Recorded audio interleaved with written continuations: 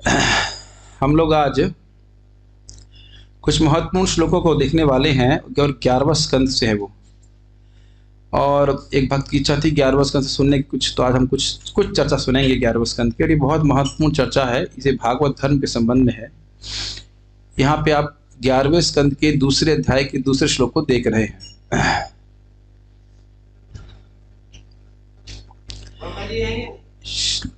क्या चीज बाबा जी?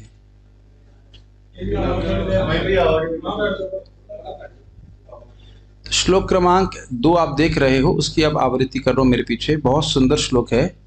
उसके बाद हम लोग इसको फ्लो में पढ़ाने का प्रयास करेंगे, इस पूरे दूसरे अध्याय को जितना हो सकेगा। 2 दिन है हमारे पास, मुझे लगता है 1 ही दिन है, उसके समय तैयारी किया था, लेकिन हमारे पास 2 दिन है, आज है और कल है। जितने बार करेंगे। हर जगह हम एक सीरीज ले रहे हैं। भरतपुर में चैतन्य भागवत, यहाँ पे 11वां स्कंद दूसरा अध्याय ले सकते हैं एडवांस में। तो आज जितना हम 2 दिन में पूरा करेंगे, एक बार वहां से पिकअप करेंगे। तो मेरे पीछे पे आप बोलिए। श्रील सुखदेव गोस्वामी परीक्षित महाराज जो कह रहे हैं, कोनु राजन इंद्रियवान। दूसरा माइक नहीं यहाँ पे, कोई दूसरा माइक भी है? कोई बोलता नहीं है? कोई बात नहीं, अगर नहीं है तो कोई बात नहीं, है तो अच्छी बात है। कोनु राजन इंद्रियवान मुकुंद चरणाम्बुजम न भजेत सर्वतो मृत्युर उपास्यम अमरोत्तमई। कोनु राजन इंद्रियवान मुकुंद चरणाम्बुजम न भजेत सर्वतो मृत्यु उपास्यम अमरोत्तमैः। कोनु राजन इंद्रियवान मुकुंद चरणाम्बुजम न भजेत सर्वतो मृत्यु उपास्यम अमरोत्तमैः। कोनु राजन इंद्रियवान मुकुंद चरणाम्बुजम न भजेत सर्वतो मृत्युर उपास्यम अमरोत्तमैः। आवृत्ति कीजिए। कोनु राजन इंद्रियवान मुकुंद चरणाम्बुजम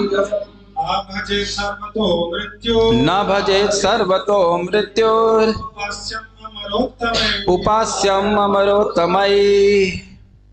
तो यहाँ पे कथा प्रारंभ हो रही है प्रथम श्लोक से, जहाँ पे सुखदेव गोस्वामी कहते हैं, वो श्लोक अभी नहीं दिख रहा, आप उसको बस एक ही श्लोक बोल रहा हूँ अपनी तरफ से। श्री शुकवाच गोविंद भुज गुप्तायाम द्वारवत्याम कुरुद्वः अवात्सीन नारदो भीष्णम कृष्णोपासन लालस। द्वारका जो नगरी थी, हे कुरुद्वः मतलब हे परीक्षित महाराज, हे कुरुओं में सर्वश्रेष्ठ। द्वारका नगरी जो गोविंद की भुजाओं से गुप्त यानी कि संरक्षित थी, उसमें नारद जी अभीषणम बार बार आते रहते थे। किस लिए आते थे? तो कह रहे थे कृष्णोपासन लालसा, भगवान कृष्ण की उपासना की उनको लालसा थी। तो प्रश्न कोई कर सकता है, अरे नारद जी को तो दक्ष प्रजापति का शाप था कि एक जगह स्थान पे नहीं रुक सकते हैं, तो आप यह कैसे कह रहे हो कि वो लगातार रुके हुए थे? तो समझना चाहिए कि द्वारका में दक्ष प्रजापति का जो शाप था वह नारद जी को प्रभावित नहीं कर रहा था।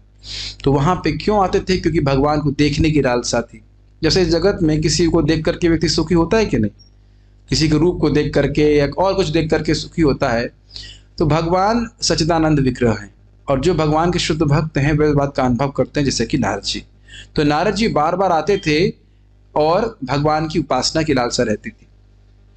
अब वो कह रहे हैं ये श्लोक जो आपके सामने है, कोनु राजन इंद्रियवान मुकुंद चरणाम्बुजम न भजेत सर्वतो मृत्युर उपास्यम अमरोत्तमय।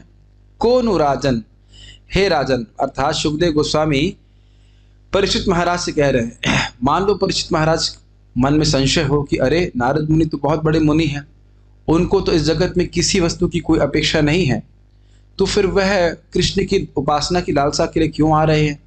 तो कह रहे हैं कोनु राजन, हे राजन, सुखदेव गोस्वामी कह रहे हैं परीक्षित महाराज को, हे राजन, ऐसा कौन होगा जो इंद्रियवान होगा?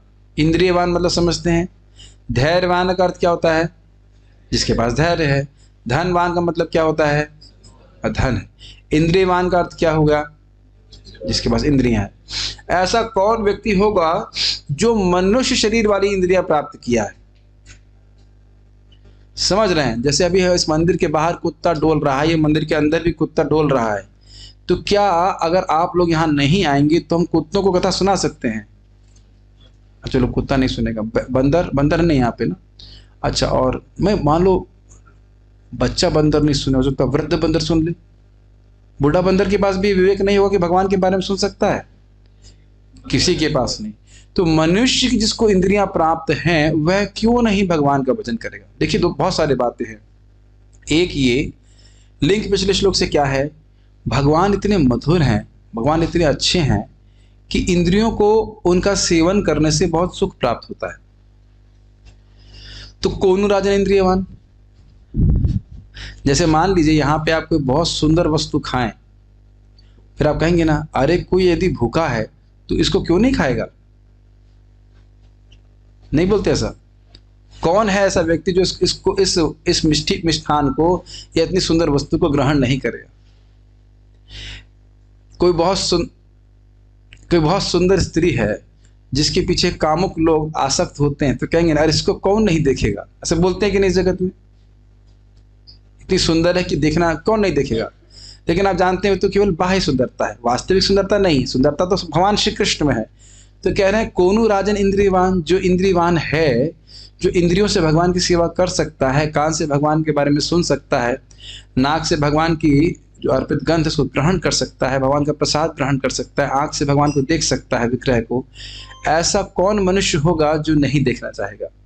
जरूर देखना चाहेगा। तो नारद जी देखना चाहें उसमें कौन सी आश्चर्य की बात है? नारद जी तो शुद्ध भक्त हैं, तो अपनी इंद्रियों के द्वारा भगवान के माधुर्य का आस्वादन करना उनके लिए तो कठिन बात है नहीं। तो वह तो अगर भगवान कृष्ण की उपासना की लालसा रखें तो उसमें क्या दिक्कत की बात है? एक तो ये लिंक से हुआ, और बाकी यहां समझना होगा कि जो इंद्रियवान हैं, जो मनुष्य की इंद्रियों को प्राप्त की हैं, वो क्यों नहीं भजन करेंगे? तो पूछा प्रश्न हो सकता है, क्यों भजन करें, क्या जरूरत है? आप ये क्यों कह रहे हो कि मुकुंद का ही भजन क्यों करें? तो कह रहे हैं मुकुंद चरणाम्बुजम, चरण अम्बुज, अम्बुज का मतलब होता है जो जल से, अम्बु मतलब जल, और ज मतलब उत्पन्न होने वाला। तो अम्बुज का मतलब हो गया कमल, जल से उत्पन्न होने वाले फूल का नाम है कमल। तो कह रहे हैं भगवान के चरणाम्बुज, भगवान कृष्ण के चरणाम्बुज का सेवन क्यों नहीं करेगा? और यहाँ भगवान कृष्ण का एक विशेष नाम रख रहे हैं, और क्या नाम रख रहे हैं आपको दिखाई पड़ रहा है? क्या नाम भगवान का यहाँ पे आया है? मुकुंद। मुकुंद का क्या अर्थ होता है? जो उनकी सेवा करता है उसको बड़ी आसानी से मुक्ति दे देते हैं। समझ रहे हैं? पहली लाइन का अर्थ समझ में आ रहा है? ऐसा कौन व्यक्ति होगा जिसको मनुष्य की इंद्रियां प्राप्त हैं, जानवरों से अपेक्षा नहीं हो रही, जिसको मनुष्य की इंद्रियां प्राप्त हैं, और वह भगवान मुकुंद जो अपने उपासकों को बड़ी सहजता से मुक्ति प्रदान करने वाले हैं, उनके चरण कमलों का भजन नहीं करेगा। ध्यान देना होगा कि देवताओं की बहुत अच्छे से भजन करें तो भी वह मुक्ति नहीं दे सकते। हाथ पैर जोड़िए या तोड़िए, कितना भी देवताओं का भजन कर लें, वह हमको मुक्त नहीं कर सकते। ये बात गांठ बांध देनी चाहिए। यहाँ पे भी बहुत सारे भगवान हैं, यहाँ पे भगवान मतलब देवता भी हैं, भगवान का भी फोटो है, विग्रह है। तो जो नारायण की पूजा कर रहा है वह निश्चित रूप से मुक्त हो जाएगा। जो अन्य देवी देवताओं की पूजा कर रहा है वो करे, लेकिन ये ना सोचे कि वो मुक्त हो जाएगा।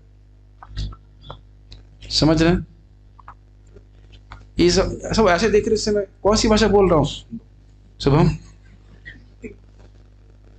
आकाश, कौन सी भाषा बोल रहा हूँ? इंग्लिश या पारसी? हिंदी बोलना है। क्या समझ में आ रहा है? ये सब बहुत कठिन लग रहा है? बस स्पष्ट है। भगवान देखो, अगर आप मुक्त नहीं होना चाहते तो जिसकी चाहो उसकी उपासना करो। इसी जगत में हम अगर सड़ते रहना चाहते हैं, तो बार बार जन्म मृत्यु चक्र में फंसे रहना चाहते हैं, तो किसी की पूजा करें, कोई दिक्कत नहीं। आप तो सब खैर भगवान की पूजा कर ही रहे हैं, तो आपको बताने की जरूरत नहीं है। लेकिन ये मुकुंद शब्द हमारे लिए बहुत महत्वपूर्ण है। क्यों? बिना चाहे अनायास ही भक्त को भगवान मुक्त कर देते हैं, ज्यादा अपेक्षा नहीं करते, केवल एक बार प्रणाम करने मात्र से। ये भक्ति रसामृत सिंधु में श्लोक आया है कि जो व्यक्ति अश्वमेध यज्ञ कर रहा है वह कभी भी कृष्ण को प्रणाम करने वाले की बराबरी नहीं कर सकता, क्योंकि अश्वमेध यज्ञ करने वाले को भी दोबारा जन्म लेना पड़ेगा। लेकिन कृष्ण प्रणामी न पुनर्भवाया, जो भगवान कृष्ण को प्रणाम कर रहा है वह दोबारा जन्म नहीं लेगा। अच्छा, एक और इंटरेस्टिंग बात है, इंद्रियवान यहाँ शब्द जो है ये इंसानों के लिए और स्पेशली प्रयोग है कि मान लो भाई बचपन से हमें भक्ति करना नहीं आता था, लेकिन हमको भक्ति करना सिखाया जा सकता है ना। लेकिन क्या बंदरों को सिखाया जा सकता है कि भाई चलो लाइन में बैठ जाओ, तुम लोग क्यों झगड़ा कर रहे हो, चलो बोलो महाप्रसाद है गोविंद है, ऐसा कुछ नहीं बोल सकते ना। या भगवान की आरती करो, जैसे गौरांगा मेरे सामने है, गौरांगा हरे कृष्णा हरे कृष्णा, जैसे मैंने गौरांगा को हरे कृष्णा बोला, इसने क्या बोला? हरे कृष्णा। अब आप सर फोड़ लीजिए, बाहर आप कुत्ते का नाम कुछ भी रख दीजिए, टॉमी पॉमी कुछ भी बोल दीजिए, बोलो टॉमी हरे कृष्णा, तो टॉमी हरे कृष्णा नहीं बोलेगा, टॉमी खाली भाव बोलेगा। तो बच्चों को, इंसान के बच्चों को हरे कृष्णा बोलना सिखा सकते हैं ना। गौरांगा आपको हरे कृष्णा बोलना किसने सिखाया? पापा ने सिखाया, एकदम स्पष्ट क्लियर समझ में आ रहा है। और पापा को किसने सिखाया? ये नहीं पता आपको, कोई बात नहीं, लेकिन कोई बात नहीं, नो प्रॉब्लम। लेकिन पापा को उनके पापा ने सिखाया, मतलब उन भक्तों ने सिखाया, ठीक है। ये समझ में आ रहा है? बहुत बड़ी बात है, आपको बहुत हल्की बात लग रही होगी, क्योंकि बहुत गंभीर बात है। इंसानों को नहीं पता है हरे कृष्णा करना, लेकिन यहाँ काफी सारे बच्चे हैं सब हरे कृष्णा कर रहे हैं। क्यों कर रहे हैं हरे कृष्णा? काफी सारे बच्चे, मतलब 5 बच्चे भी हमारे लिए बहुत सारे हैं। अगर पूरे गांव के 5 बच्चे भी हरे कृष्णा कर रहे हैं तो बहुत सारे हैं, क्योंकि मनुष्य नाम सहस्रेशु कश्चित यतति सिद्धये, हजारों हजारों में से कोई एक व्यक्ति सिद्धि के लिए प्राप्ति का प्रयास करता है। तो भगवान ने फोन किया क्या? 1 मिनट आ रहा है, ठीक है। जब शौनक आदि ऋषि कथा सुन रहे हैं तो कह रहे हैं कथायाम सक्षणा हरे, हम सारे क्षणों को लेकर के कथा सुन रहे हैं। यहाँ सारे क्षणों को से कुछ थोड़ा समय मिल जाता है तब कथा सुनते हैं। फोन को साइलेंट में रख के बनाओ, कथा सुनो भाई। नहीं तो जूम पे तो हम कथा कहते ही हैं, क्या दिक्कत है कि नहीं? वीडियो ऑफ करके जो कुछ करना चाहे करे, क्या आपत्ति? तो ये समझ में आ रहा है को पहली लाइन श्लोक बहुत गंभीर है कि कौन ऐसा व्यक्ति है जो भगवान मुकुंद के चरणों की सेवा नहीं करेगा। आकाश प्रभु क्विज माइक दीजिए, मुकुंद शब्द की व्याख्या कीजिए। मुकुंद शब्द से आपने क्या सीखा भगवान के बारे में? यहाँ पे कृष्ण शब्द यूज कर सकते हैं, राम शब्द यूज कर रहे हैं, लेकिन मुकुंद शब्द ही क्यों इस्तेमाल कर रहे हैं? माइक बोलिए, आवाज क्यों नहीं आ रही इसमें? हाँ बोलिए, तो जोर से बोलिए। चलो खैर, मुझे सुनाई पड़ा। अगर कोई भगवान की भक्ति करेगा, अगर कोई भगवान की भक्ति करेगा तो उसको ऐसे मुक्ति मिलेगी।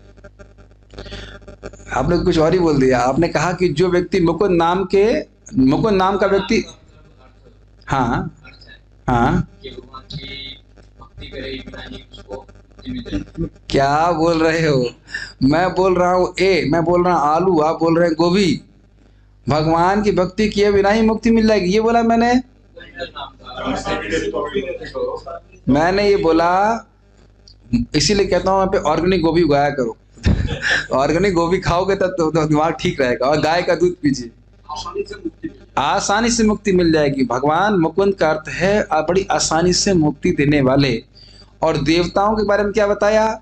वो सर फोड़ करके भी आपको अपनी वो मुक्ति नहीं दे सकते हैं। स्वयं ही खटवांग महाराज ने कई कई सालों तक देवताओं की सेवा करी, और फिर देवताओं ने कहा अब आपका रिटायरमेंट का समय आ गया है, कार्तिकी का जन्म हो गया है, वो हमारे सेना कमांडर होंगे, सेनापति बनेंगे, तो अब आप सेवा से निवृत्त हो सकते हैं। तो आप बताइए, कैवल्य को छोड़कर, मुक्ति को छोड़कर आप जो चाहें उससे मांग लीजिए। तो देवताओं के पास भी मुक्ति देने की क्षमता नहीं है, और बहुत सेवा करने के बाद भी मुक्ति देने की क्षमता नहीं है। और यहाँ क्या कह रहे हैं? मुकुंद मतलब थोड़ा सा सेवा करने से भगवान मुक्ति तुरंत दे देते हैं, ठीक है। उसके बाद कह रहे हैं अरे हम नहीं करेंगे भजन। मान लो कोई कहते न भजेत सर्वतो मृत्यु। श्लोक दिख रहा है आपको, न भजेत सर्वतो मृत्यु। जो व्यक्ति भगवान कृष्ण का भजन नहीं कर रहा है, भगवान मुकुंद का भजन नहीं कर रहा है, तो ऐसा नहीं कि वो बच जाएगा। सर्वतो मृत्यु, हर जगह उसके लिए मृत्यु ऐसे ही मुंह खोल के बैठी हुई है जैसे मेढकों के सामने एक महान विशाल अजगर। अभी तो माता देवकी कहती हैं कि ब्रह्मलोक में भी व्यक्ति चला जाए, उसके पीछे भी काल सर्प मृत्यु रूपी भय दौड़ता रहता है। तो उस मृत्यु के भय से भगवान मुक्त कर देते हैं, लेकिन जो भजन नहीं करेंगे उनके लिए तो सर्वथा मृत्यु पीछे ही लगी हुई है। समझ रहे हैं तो तीसरी लाइन का अर्थ? फिर क्या कह रहे हैं? उपास्यम अमरोत्तमय। ये भगवान मुकुंद तो किनके उपास्य हैं? जो अमरों के भी उत्तम है। अमर मतलब क्या होता है? जब कभी मरता नहीं है। और उत्तम अमरोत्तम का मतलब क्या हुआ? अमरों में भी उत्तम। समझ रहे हैं? कह रहे हैं ना भजे सर्व तो मृत्यु। भगवान कृष्ण का भजन नहीं कर रहे हैं तो अब ये देखिए कि हम सब लोग तो हमेशा ही मृत्यु के ग्रास में है कि नहीं? कोई यहां हाथ खड़ा कर दे जो आज नहीं मरेगा फॉर श्योर। अच्छा, आप में से कितने लोग बीटेक हैं यहाँ पे? कोई नहीं। आप में से अच्छा ऐसे कहना चाहिए, मान लीजिए मैं बीटेक हूँ आईआईटी कानपुर से, आप आईआईटी कानपुर से बीटेक नहीं है, लेकिन आप मार्केटिंग में एक्सपर्ट हैं, आपको वेब डिजाइनिंग आती है, आपको खेती करना आता है? नहीं आता। आपको गोभी उगाना आता है? आता है। आपको मिठाई बनाना आता है? आपको मिठाई बनाना आता है, खेती करना आता है, आपको दवाई बेचनी आती है, आपको दवाई देनी आती है। सबके यहाँ पे अलग अलग गुण है। आप शायद बैंक में काम करते हैं, मुझे पता नहीं कहाँ काम करते हैं, मुझे स्मरण हो रहा था। नहीं, एक और व्यक्ति है जो बैंक में काम करते हैं। तो यहाँ पे सबके अलग अलग गुण हैं। प्रभु जी को सैंडविच बनाना आता है, मुझे वो खाली खाना आता है। तो अब आप देख सकते हैं हम सबके यहाँ पे अलग अलग गुण हैं, लेकिन एक गुण हम सबका कॉमन है। वो ये गुण है कि हम सब लोग मरने वाले हैं। हम सभी लोग मरते हैं। इस गुण को हम कॉमन रूप से, समान रूप से धारण करते हैं। ये मानते हैं संटी प्रभु? मानते हो कि मरोगे? और आप नहीं मानेंगे तो नहीं मरेंगे ना, फिर भी मरेंगे। तो ये बहुत स्पष्ट बात है कि यहाँ पे हम सबके विविध गुण हैं, लेकिन एक गुण जो हम सभी को एक सूत्र में बांध रहा है, वो क्या गुण है? मृत्यु का गुण। तो कह रहे हैं कि भाई जब सभी को मरना है और भगवान कृष्ण मुकुंद बड़ी आसानी से मृत्यु से मुक्त कर देते हैं, तो ऐसा कौन व्यक्ति होगा जो इंद्रियवान होगा, मानव के शरीर में इंद्रियां प्राप्त की होंगी और भजन नहीं करे?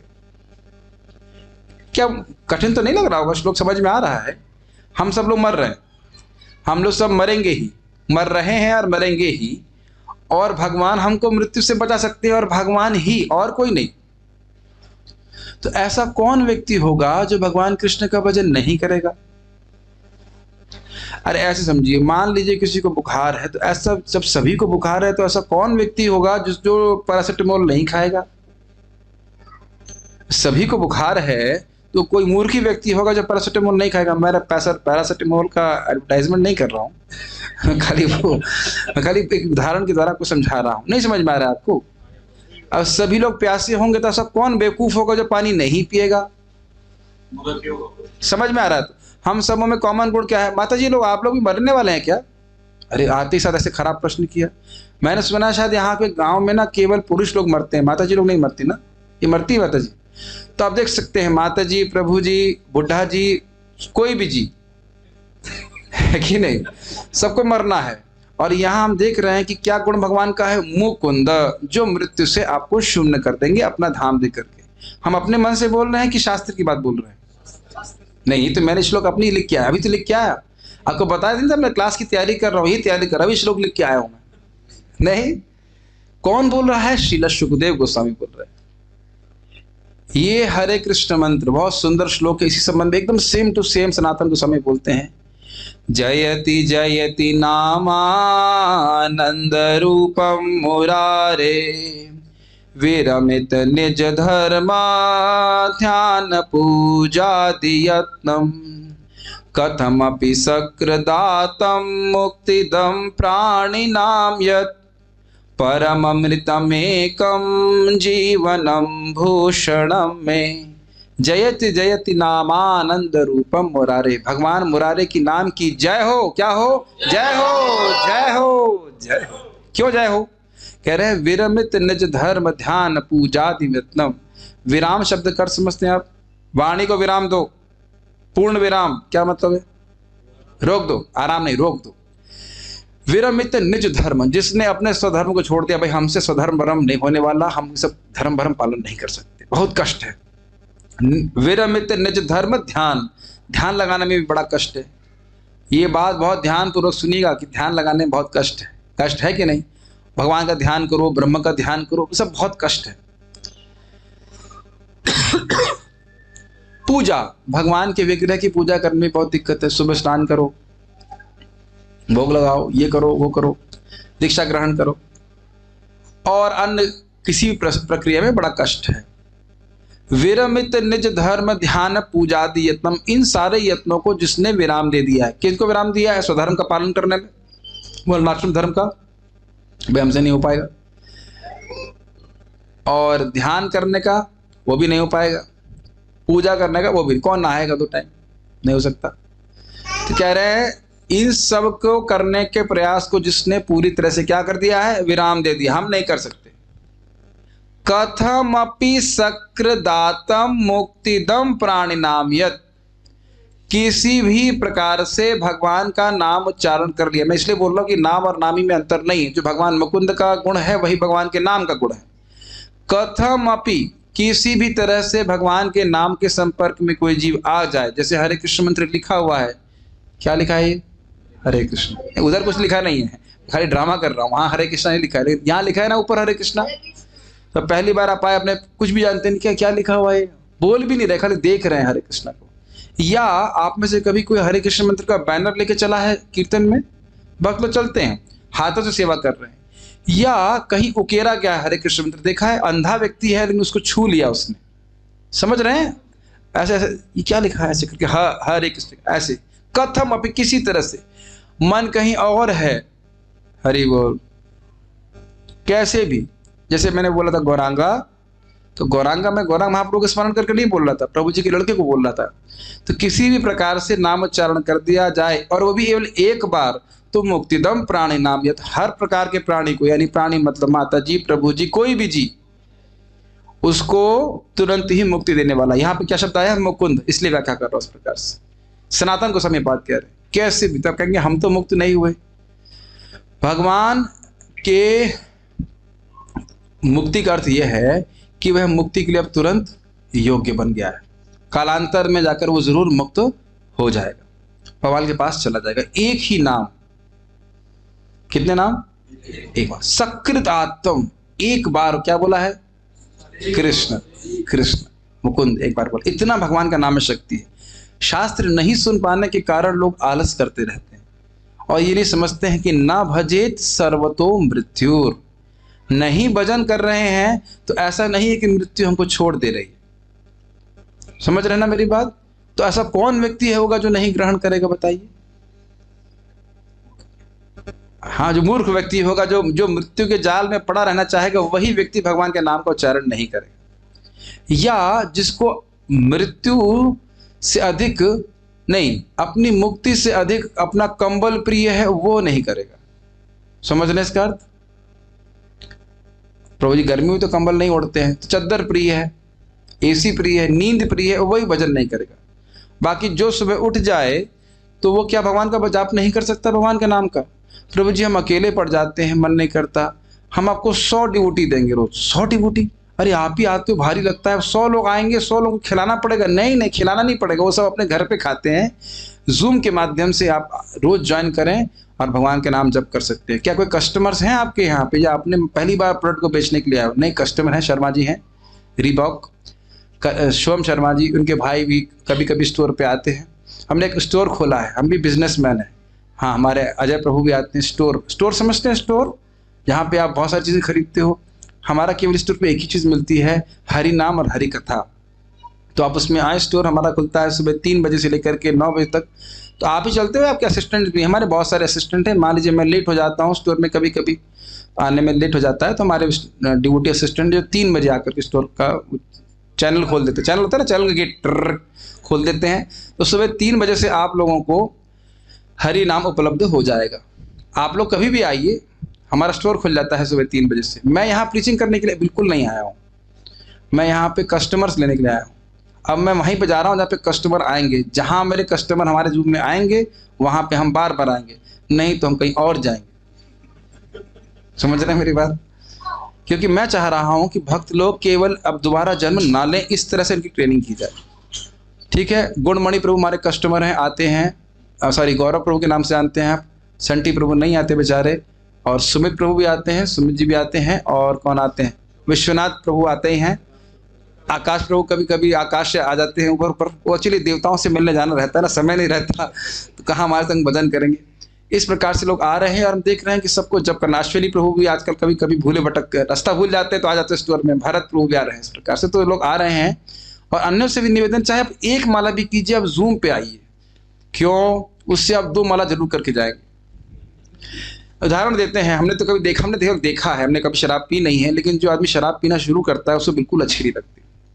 अब पता नहीं जिन लोगों का अनुभव होगा, जो महात्मा ऐसा सोमरस पी के आए, हम तो ऐसा कोई अनुभव नहीं है, लेकिन वैसे झूठ नहीं बोलूंगा तो अनुभव है। एक बार मैं बहुत छोटा था, बचपन में, मुझे 1 चम्मच उन्हें पिलाने का प्रयास किया था, थूक दिया, कितनी बदबूदार है, लेकिन हम ऐसे कोई आदत के अनुसार कभी ग्रहण नहीं किया। लेकिन मैंने देखा कि वो बिल्कुल खराब चीज़ होती है, लेकिन अन्य लोगों को पीते हुए देखते हैं और ब्लिस में जाते हुए देखते हैं तो हमें लगता है कि हम भी थोड़ा सा और पिए, हम भी थोड़ा सा और पिए। तो इसी प्रकार से आपको भक्तों का संग जूम के माध्यम से प्राप्त हो जाएगा और आप लोग स्वाभाविक रूप से भगवान की, मुकुंद की जो सबसे बड़ा भजन है, भगवान के नाम उच्चारण, हरे कृष्णा कृष्ण कृष्ण हरे हरे, हरे राम राम राम हरे हरे हरे, उसका उच्चारण करके बड़ी आसानी से मृत्यु से मुक्त हो सकते हैं। समझ रहे हैं मेरी बात? ये सब बातें हम बोल रहे थे। और क्या कह रहे हैं, उपास्य अमरोत्तम है। शिव जी और ब्रह्मा जी मरते नहीं है, शिव जी तो खैर कभी नहीं मरते, और ब्रह्मा जी की परम आयु कितनी है, पूरा ब्रह्मांड की अवधि, वह भी भगवान मुकुंद का, कृष्ण का भजन कर रहे हैं।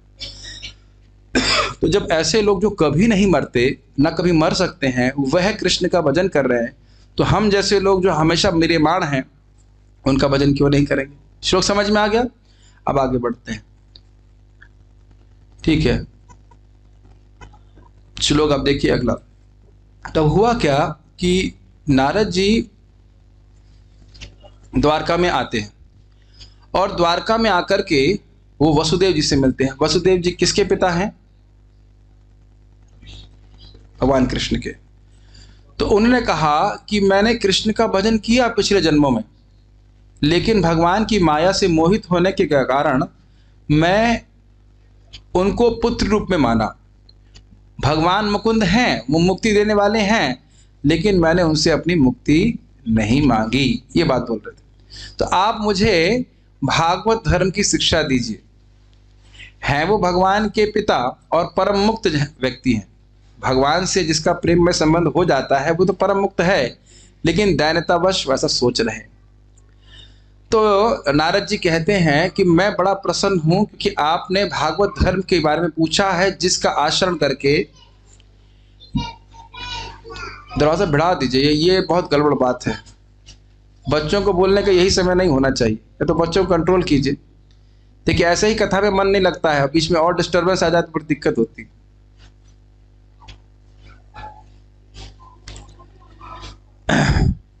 तो उन्होंने कहा कि ये जो भागवत धर्म है इसके बारे में आप मुझे बताइए, भागवत धर्म कैसा है? तो कह रहे हैं विश्व द्रोहोपि, जो व्यक्ति पूरे विश्व और देवताओं से भी द्रोह करने वाला है, वह भी भागवत धर्म भक्ति का अनुशीलन करके शुद्ध हो जाता है।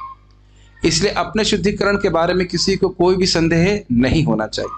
अगर हम इस सारे खेलने का,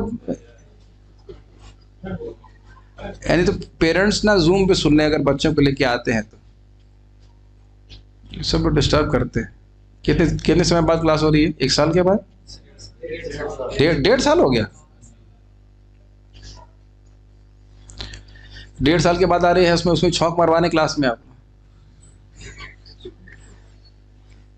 शांति सुनना चाहिए, बहुत लंबी क्लास नहीं है, लेकिन देखिए अगर इस क्लास को आप सत्यनारायण की कथा नहीं समझेंगे और बड़ी गंभीरता से लेंगे तो सही में सत्य आप नारायण की प्राप्ति कर सकते हैं। ये मैं नहीं कह रहा हूं, यह भी आपके सामने श्लोकों में आएगा।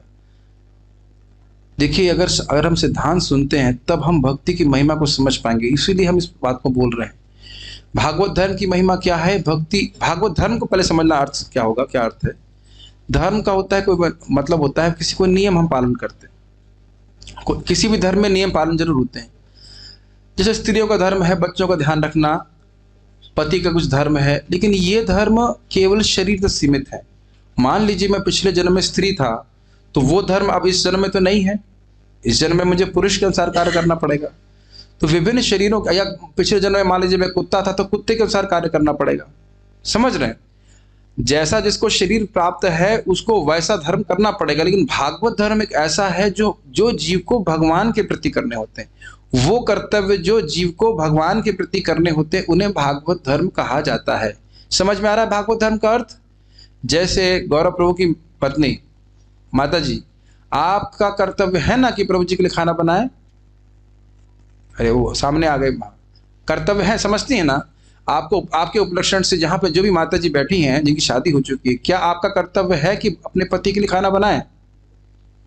सब चुप हैं, हाँ या ना? हाँ। तो इसे कहते हैं धर्म।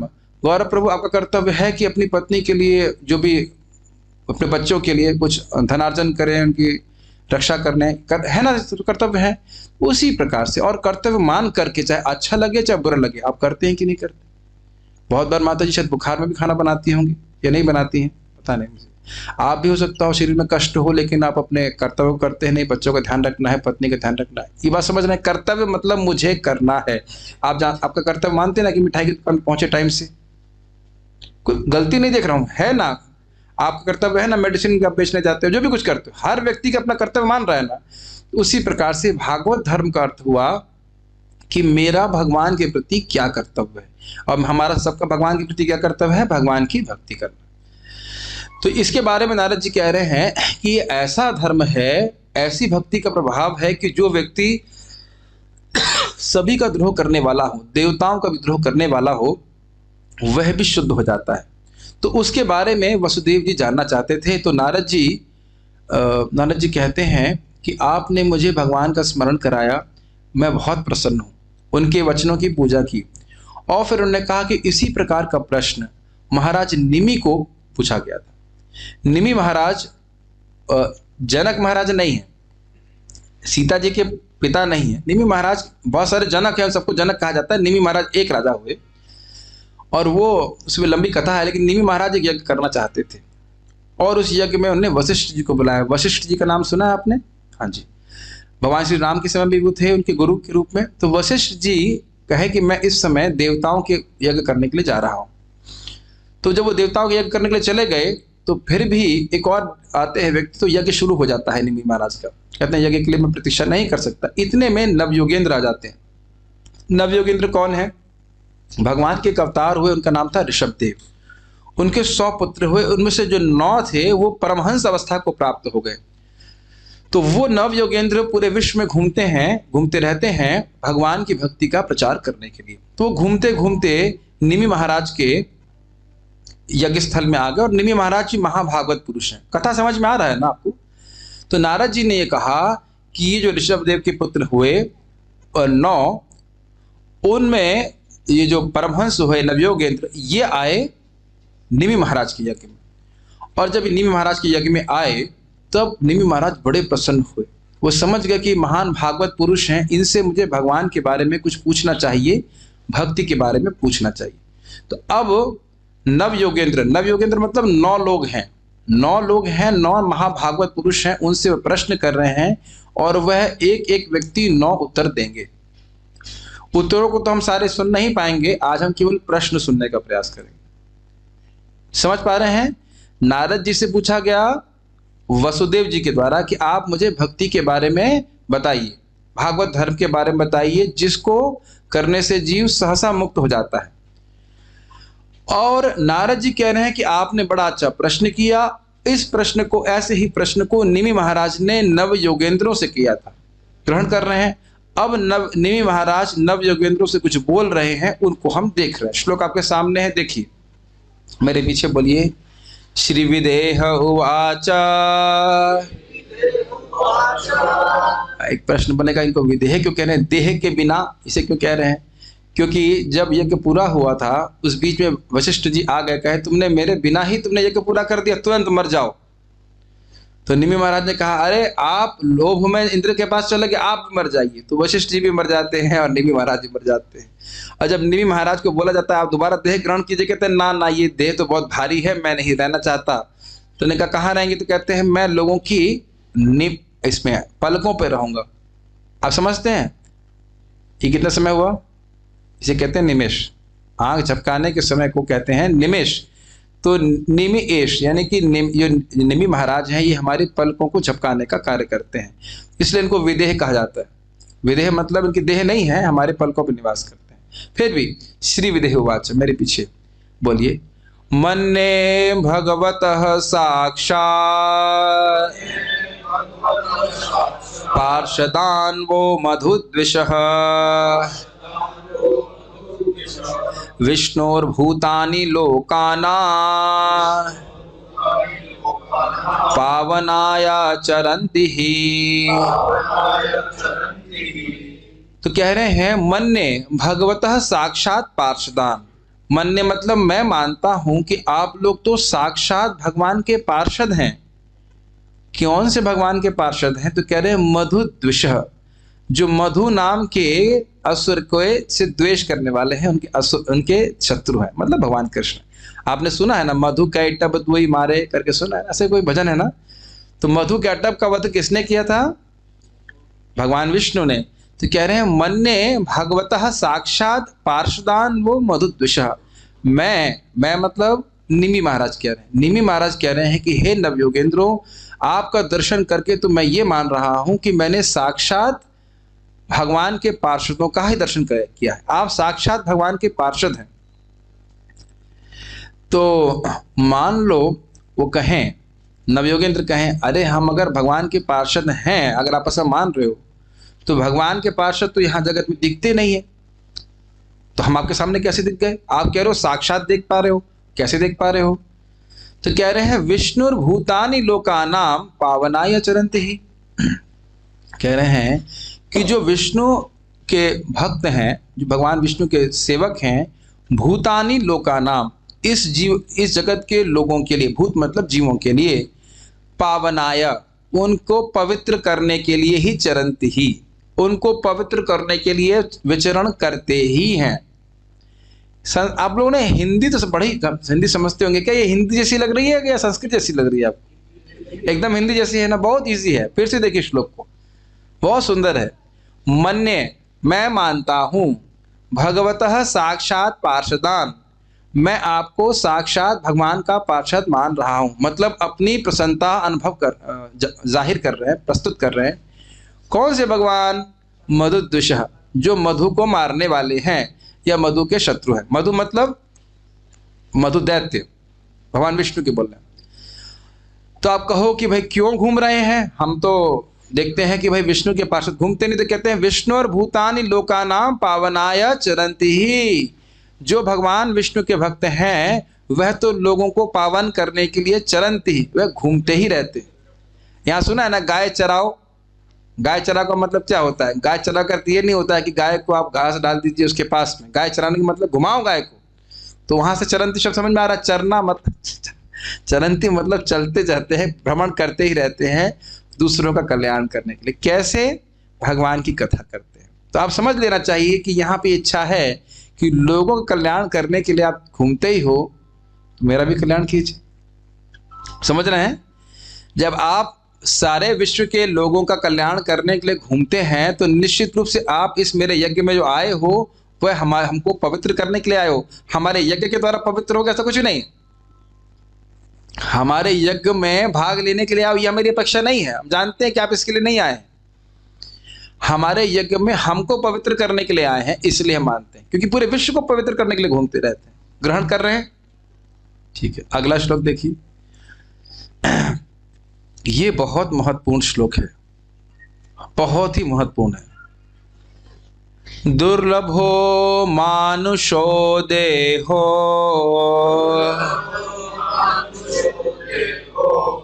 आज व्रत है आप लोगों का? 2-3 टाइम खाते हो ना आप लोग? ऐसे मरा मरा बोल रहे हैं जैसे सब, जैसे लगा 6 दिन से खाया नहीं है। दुर्लभो मानुषो देहो। ऐसे भी नहीं बोला जाता है। एक सुर में बोलिए, जैसे मैं देखिए जिस जिस बेस में बोल रहा हूँ उसी बेस में बोलिए। दुर्लभो, ऐसे नहीं बोला जाता। दुर्लभो मानुषो देहो देहिनां क्षणभंगुरः। बस बेस ठीक रखिए, आवाज थोड़ा बढ़ा दीजिए, वॉल्यूम बढ़ा दीजिए, बेस वही रखिए। तत्रापि दुर्लभं मन्ये वैकुंठ प्रियदर्शनम्। दुर्लभो मानुषो देहो देहिनां क्षणभंगुरः। तत्रापि दुर्लभं मन्ये वैकुंठ प्रियदर्शनम्।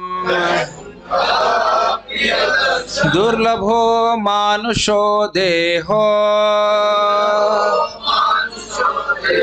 देहिनां क्षणभंगुरः। तत्रापि दुर्लभं मन्ये वैकुंठ प्रियदर्शनम्। बहुत सुंदर श्लोक है। वो कह रहे हैं कि एकदम हिंदी जैसा है। दुर्लभ का अर्थ समझते हैं, जो बहुत कठिनाई से मिलता है।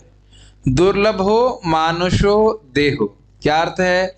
ये मनुष्य देह बहुत, देही नाम मतलब सारे देहियों में ये मनुष्य देह बहुत दुर्लभ है, बहुत मुश्किल से प्राप्त होता है। आप देख सकते हैं कि इस गांव में भी जो चींटियां हैं, वह चींटियों का अगर नंबर काउंट किया जाए तो इंसानों से अधिक है। गलत तो नहीं कह रहा हूं, है ना? चींटियां हैं, बिच्छू हैं, पता नहीं बिच्छू हैं यहाँ पे, मुझे पता नहीं, बिच्छू नहीं होगा, बहुत कम होंगे। सर्प होंगे, बिच्छू होंगे, बंदर तो नहीं उतना, और थोड़े से होंगे, बहुत हैं। अच्छा चलिए, बंदर होंगे, गैया भी कुछ कुछ होंगी किसी के घर में, और कुत्ते भी घूम रहे होंगे। हाँ, कुत्ते सबसे ज़्यादा है। तो आप देख सकते हो कि यहाँ बहुत प्रकार के लोग हैं इंसानों के अलावा। देही नाम मतलब जिसको देह प्राप्त हो रहा है। हम सभी लोगों को देह प्राप्त हो रहा है। देही और देह में अंतर थोड़ा समझ लेना चाहिए। ये मेरा देह है, ये समझ में आ रहा है? मैं देही हूं, अर्थात देह को धारण करने वाला हूं। मैं इस देह से अलग हूं, ये समझ रहे हैं? ग्रहण कर पा रहे हैं इस बात को? भाई सब लोग बैठ जाओ शांति से। हम लोग केवल 11 बजे तक क्लास करेंगे, बहुत लंबा क्लास नहीं करेंगे। हैं? हमने तो बताया 8:30 बजे का प्रसाद मिल जाएगा। नहीं, घबराइए मत। दुर्लभ हो मानुषो देह, ये मानव देह बहुत देहियों को बहुत मुश्किल से प्राप्त होती है। क्या कुत्ता देही है कि नहीं है? दही नहीं, देही, देह को धारण करने वाला। क्या कुत्ता देही है या नहीं है? है। क्या मच्छर देही है या नहीं है? अच्छा, गाय देही है? यानी ये सभी देही हैं। आप लोग देही हैं? हैं। तो हम सभी लोग देही हैं, अर्थात देह को धारण करने वाले। देह तो मिलता ही है जीवात्मा को, ये कोई आश्चर्य की बात नहीं। लेकिन इसमें दुर्लभ हो मानुषो देह हो, ये मानव देह बहुत दुर्लभ है। तो मानव देह में ऐसी क्या भाई विशेषता है? तो कह रहे हैं, ये समझना चाहिए कि ये हमको मुक्ति का मार्ग या मुक्ति में सहायक है। हम मनुष्य देह से वो धर्म का संपादन कर सकते हैं जिसके द्वारा हम मुक्त हो सकें। गाय दुख पा सकती है, लेकिन गाय कभी प्रश्न नहीं कर सकती कि वह दुखी क्यों है कि नहीं? अगर इंसान चाहे तो उसको ट्रेनिंग दी जा सकती है कि वो मुक्ति के लिए प्रयास करे और मुक्त हो जाए। क्या आप में से कोई ऐसा व्यक्ति है जिसको ट्रेनिंग ना दी जा सके हरे कृष्ण मंत्र बोलने में? यहाँ कोई ऐसा व्यक्ति है जो हाथ खड़ा करे जो हरे कृष्ण नहीं बोल सकता है? आप बोलो या ना बोलो आगे की बात है, सब लोग बोल सकते हैं ना? क्या बोल सकते हैं? हरे कृष्णा कृष्णा कृष्णा हरे हरे, हरे राम राम राम हरे हरे। अब मैं हाथ यहां तक उठाया तो आपने हरे कृष्णा बोला, और मान लो मैं एकदम हिरण्यकशिपु की तरह ऐसे हाथ उठा लूं और गैयाओं को बोलूं बोलो हरे कृष्णा, क्या बोलेंगे? हरे कृष्णा नहीं बोलेंगे, नहीं बोलेंगे ना। तो जो लोग हरे कृष्णा नहीं बोल रहे हैं वो क्या है? आप लोग फिलिंग द ब्लैंक्स कर सकते। हमने कुछ नहीं बोला, हमने कुछ नहीं बोला, लेकिन जो कह रहे हैं कि हम हरे कृष्णा नहीं कर सकते हैं वो क्या है, वो आप अपने हिसाब से सोच लीजिएगा। हम कुछ नहीं कहेंगे, आप लोग बुरा लग जाएगा, हम नहीं कह रहे, फिर आप दोबारा कभी क्लास में नहीं आओ। सोच लेते हम लोग कितने विशिष्ट है ना, हम लोग हरे कृष्णा कर सकते हैं लेकिन नहीं कर रहे हैं। वक्तुम समर्थोपि न वक्तु कश्चित अहो जनानाम व्यसनाभिमुख्यम। ध्यान दीजिएगा कि ये जो प्रवचन हो रहे हैं ये सामाजिक कथा नहीं है, ये एक औपचारिक कथा नहीं है जहां बैठना है भाई, नहीं जाएंगे तो उन्हें बुरा लगेगा। हमें बिल्कुल बुरा नहीं लगेगा कोई आए या नहीं आए। देखिए हमारे संग बहुत अच्छी सुविधा हो गई है। मान लीजिए यहाँ 2 लोग बैठे हैं, मान लीजिए तो जूम पे 87 लोग बैठे हैं, तो अब मुझे कहीं प्रवचन देने में कोई दिक्कत नहीं है, जहां भी वाईफाई की सुविधा होगी हम प्रवचन देने जा सकते, और ये लोग रोज आके भागवत सुनते हैं, तो इसलिए मैं बड़ा उत्साहित हूं। लेकिन अद्भुत बात ये है कि आज हमारी क्लास में सबसे अधिक लोग आए। वैसे मैं दिखा देता हूं आपको, देखिए कितने सारे डिवोटीज बैठे हुए सुन रहे हैं। तो ये पहली बार ऐसा हुआ है, और ये हमारे गौरव प्रभु का और उनकी टीम का, सॉरी गुणमणि प्रभु की टीम का प्रयास ही लगता है। मुझे तो विश्वास नहीं था कि इतने लोग सुनने के लिए आएंगे। देखिए आज आप लोग श्रवण कर पा रहे हैं, ये बहुत बड़ी बात है। मैं समझता हूँ बहुत से लोग तो मेरे चेहरे को पहली बार देख रहे होंगे। कितने लोग पहली बार देख रहे हैं यहाँ पे? एक, और बाकी सबने देखा हुआ है। अच्छा, कुछ लोग ने पहली बार देख रहे होंगे। श्रीमद् भागवतम का थोड़ा सा कुछ कहना चाहता हूँ श्रीमद् भागवतम के बारे में। श्रीमद् भागवतम को सुनने की इच्छा मात्र से भगवान हृदय में ग्रसित हो जाते हैं। इतना बड़ा सुंदर ग्रंथ है, और आप लोग एक्सीडेंटली यहाँ पे नहीं आए हो। भले ही आपको न्योता दिया गया, कुछ दिया गया, लेकिन बहुत भगवान की कृपा है कि आप यहाँ पे आए हैं कथा सुनने के लिए। इसलिए कि नहीं कि मैं बोल रहा हूँ, मैं जो भी आपके सामने बोल रहा हूँ पूर्ववर्ती आचार्यों की बात बोल रहा हूँ। और आप देख रहे हैं कि एक श्लोक समझाने में कितना समय लग रहा है। क्या आप मानते हो कि इस प्रकार से श्रीमद् भागवतम को 7 दिन में पूरा कर जा सकता है? अगर आप लोग की इच्छा है, मेरी बहुत, अगर इस प्रकार से लोग आने के लिए उत्सुक हों, जब आप लोग फ्री हों, तो हम लोग 2-3 चैप्टर 1 हफ्ते के लिए क्लास कर सकते हैं नॉन स्टॉप, और आपको पढ़ा सकते हैं। ये आप भक्तों से पूछ लीजिएगा, अगर आपको अच्छा लगे इस तरह से समझना, एक एक श्लोक को समझना, तो हम लोग कर सकते हैं। लेकिन इसकी फीस यही है कि आप लोग को हरे कृष्ण मंत्र जपना होगा, नहीं फिर हम नहीं आएंगे। हरे कृष्ण मंत्र जपना होगा तो बहुत बड़ी फीस है। अरे 500 रुपये ले लेते, 5000 रुपये ले लेते, हमें कोई दिक्कत नहीं, लेकिन आप बोलो 1 माला रोज जप करो, ये बहुत ज्यादा फीस है, ये हम नहीं दे पाएंगे। ये हमारी फीस है। अगर 1 माला कम से कम आप लोग जप करें तो फिर हम लोग सोच सकते हैं। मेरी बहुत इच्छा है इस प्रकार से गांव में होना चाहिए। खैर, लेकिन अच्छी प्रकार से, जैसे हम श्लोक पर श्लोक पढ़ रहे हैं ना, ऐसे करके होना चाहिए। तो आप समझ रहे हैं, दुर्लभो मानसो देहो देही नाम। सारे देहों को देह प्राप्त है, लेकिन मानव देह प्राप्त नहीं है। तो मानव देह प्राप्त है तो प्राप्त तो मिलती ही रहेगी। तो कहते हैं ना क्षण भंगुर, ये जो देह है, मानव देह है, ये बहुत देर नहीं रहने वाली है। जैसे आज हम एक भक्त के घर में, गौरव प्रभु माता जी आएंगे नहीं आए, नहीं, तो हम गौरव प्रभु के घर में गए, तो इनकी माता जी के शायद अभी दांत टूट गए हैं पूरे, तो मुझे लगा कोई और आंटी बैठी हुई वहां पे, एकदम से वृद्ध दिखने लग गई। मुझे लगा कोई और आज प्रसाद बना रही होंगी। बाद में गौर से देखा, ये तो वही माता जी हैं। कितना समय हुआ, 1 साल के अंदर कितना परिवर्तन हो गया। आप लोगों को शायद नहीं लगता होगा, पता नहीं लगता, मेरे तो देखा, हमने करे, मैं सही में पहचान नहीं पाया। इसी प्रकार से मैं 91 में अपने मामा जी के मित्र से मिला, फिर मैं मिला उनको 2010 में, और मेरी स्मृति क्या थी 91 की। मैं शॉक हो गया, 2-3 दांत टूट गए थे उनके, वो सब पूरा चेंज, पूरा इंजन ही चेंज हो गया से कहना। तो आप ये मानते हैं कि हमारा शरीर पूरी तरह से चेंज हो रहा है। यहाँ भी बहुत दूर की बात नहीं, कहाँ है गौरांगा? हाँ, गौरांगा कहाँ बैठा है? यस, गौरांगा को मैंने तब देखा था, अजय प्रभु की लड़की को, जब शायद बोल भी नहीं पाता था ना, 1.5 साल पहले, जब बहुत ठीक से नहीं बोल पाता था, खाली टाटा टाटा रोता रहता था। अभी घर में बहुत पहले आया, मैं आज उसको देखा तो अरे इतना बड़ा हो गया, और भी हरे कृष्ण मंत्र बोला है, बड़ा प्रसन्नता हुई। आपकी बच्ची बड़ी हो रही है। तो हर दिन हमारा शरीर परिवर्तित हो रहा है, ये मानते हैं आप लोग? हर दिन चेंज हो रहा है कि नहीं? हर क्षण चेंज हो रहा है कि नहीं? और कभी भी खत्म हो सकता है। अभी हमारे एक मित्र हैं, अनीश प्रभु बता रहे थे, उनकी जो बॉस थे, वो बस एक्सीडेंट हुआ, खत्म हो गए, यंग उम्र में खत्म हो गए। हमारे रिश्तेदार की एक लड़की थी, वो 19 साल में खत्म हो गई। तो आप समझ रहे क्षणभंगुर है। फिर कह रहे हैं तत्रापि दुर्लभम मन्ये वैकुंठ प्रिय दर्शनम, उस पर भी मैं बहुत दुर्लभ मानता हूं।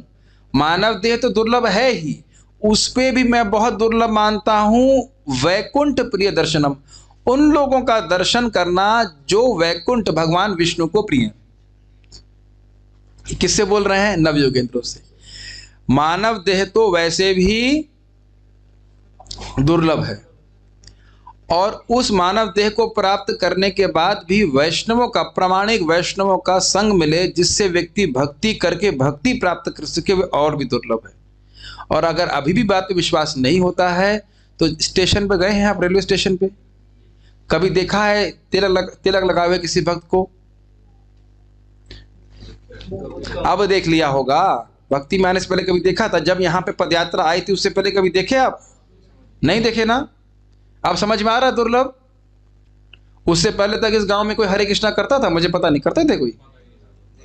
नहीं था ना। अब देख पा रहे हैं। देखिए जो शास्त्र की बात है वही आप लोग अपने जीवन में देख पा रहे हो, तब समझो कि ये बात सत्य, शास्त्र की बात बिल्कुल सत्य है। मेरी बातें समझ में आ रही हैं या नहीं समझ में आ रही हैं? ये भी समझ में नहीं आ रहा कि क्या समझ में नहीं आ रहा है? समझ में आ रहा है क्या? क्या पहला दुर्लभ वस्तु क्या बताई श्लोक में? मानव देह। और उसमें भी क्या दुर्लभ बताया? भक्तों का संग। क्यों? क्योंकि भक्तों के संग में व्यक्ति प्रामाणिक रूप से भक्ति करके, भगवान की भक्ति प्राप्त करके हमेशा हमेशा के लिए भगवान के धाम जा सकता है। लेकिन अब इसको प्राप्त करने के बाद भी अगर कहे हमारे पास टाइम नहीं है, तो क्या उसे मूर्ख ही कहा जा सकता है? लेकिन यहाँ पे बड़ा स्पष्ट बोल रहे हैं कि आज हमारा परम भाग्य है कि हमें आपका दर्शन हुआ, फिर आपसे कुछ श्रवण करने को मिले तो कहना ही क्या। देखने को ही भक्त नहीं मिलते हैं, उनसे सुनने की तो बात ही छोड़ दीजिए आप। समझ रहे हैं बात? इस प्रकार से वैष्णवों का वो गुणगान कर रहे हैं। हाँ, एक और इंटरेस्टिंग बात है, वैकुंठ, हाँ, क्षणभंगुर जो है ये शब्द केवल इंसान के देह के संग ही नहीं होगा, वैष्णवों का साथ भी क्षणभंगुर है। ऐसा नहीं है कि हमें हमेशा भक्तों का संग मिलता ही रहता, मिलता रहता है। आप भले जूम के माध्यम से मिल रहा है, लेकिन ऐसा नहीं है कि भक्तों का संग आपको हमेशा मिलता रहेगा। समझ रहे हैं? तो कह रहे हैं न सिर्फ ये शरीर क्षणभंगुर है, अपितु भक्तों का संग भी क्षणभंगुर है। कौन जाने कब हमारे जीवन से भक्तों का संग छूट जाए। ग्रहण कर पा रहे हैं?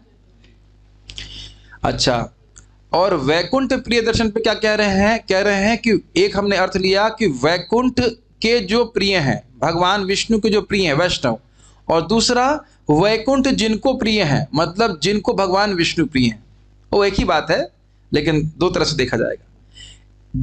जो भगवान को प्रिय है मतलब वैष्णव, या जिनको भगवान प्रिय हैं वैष्णव, वो भी एक ही अर्थ लिया जाएगा। तो इस प्रकार से, क्योंकि देखिए इस जगत में सभी को किसी ना किसी से प्रेम है या नहीं है? ठीक, लेकिन भगवान से प्रेम कितने लोगों को है? आप समझ में आया? बहुत कम लोगों को। आपको है, मान रहा हूं, लेकिन अगर हमें किसी से कुछ प्रेम है तो हम उसके लिए कुछ करने के लिए तैयार रहते हैं। बेटा आप कितने बजे उठते हो? नहीं, घबराइए मत, 6 o'clock, वेरी गुड। अब माता जी से प्रश्न कर रहा हूं, आपके छोटे बच्चे जब रात में जगते थे तो आप क्या कहती थी? ए सो जाओ, डिस्टर्ब मत करो, ये तो कहते थे ना, शट अप स्टूपिड, ऐसे बोलते थे? नहीं, बच्चों से प्रेम है इसीलिए तो चाहे रात में जगाए, चाहे सुबह जगाए, चाहे कभी जगाए, हम सेवा करते हैं। ठीक, तो कितने लोग कह रहे हैं कि वो भगवान से प्रेम करते हैं? अरे ये कुछ खतरनाक बात बोलने वाले हैं। अभी कोई हाथ नहीं खड़ा कर रहा है? अरे अभी तो कुछ लोग आप हाथ खड़ा कर रहे हो। तो भगवान की मंगल आरती होती है 4:30 बजे।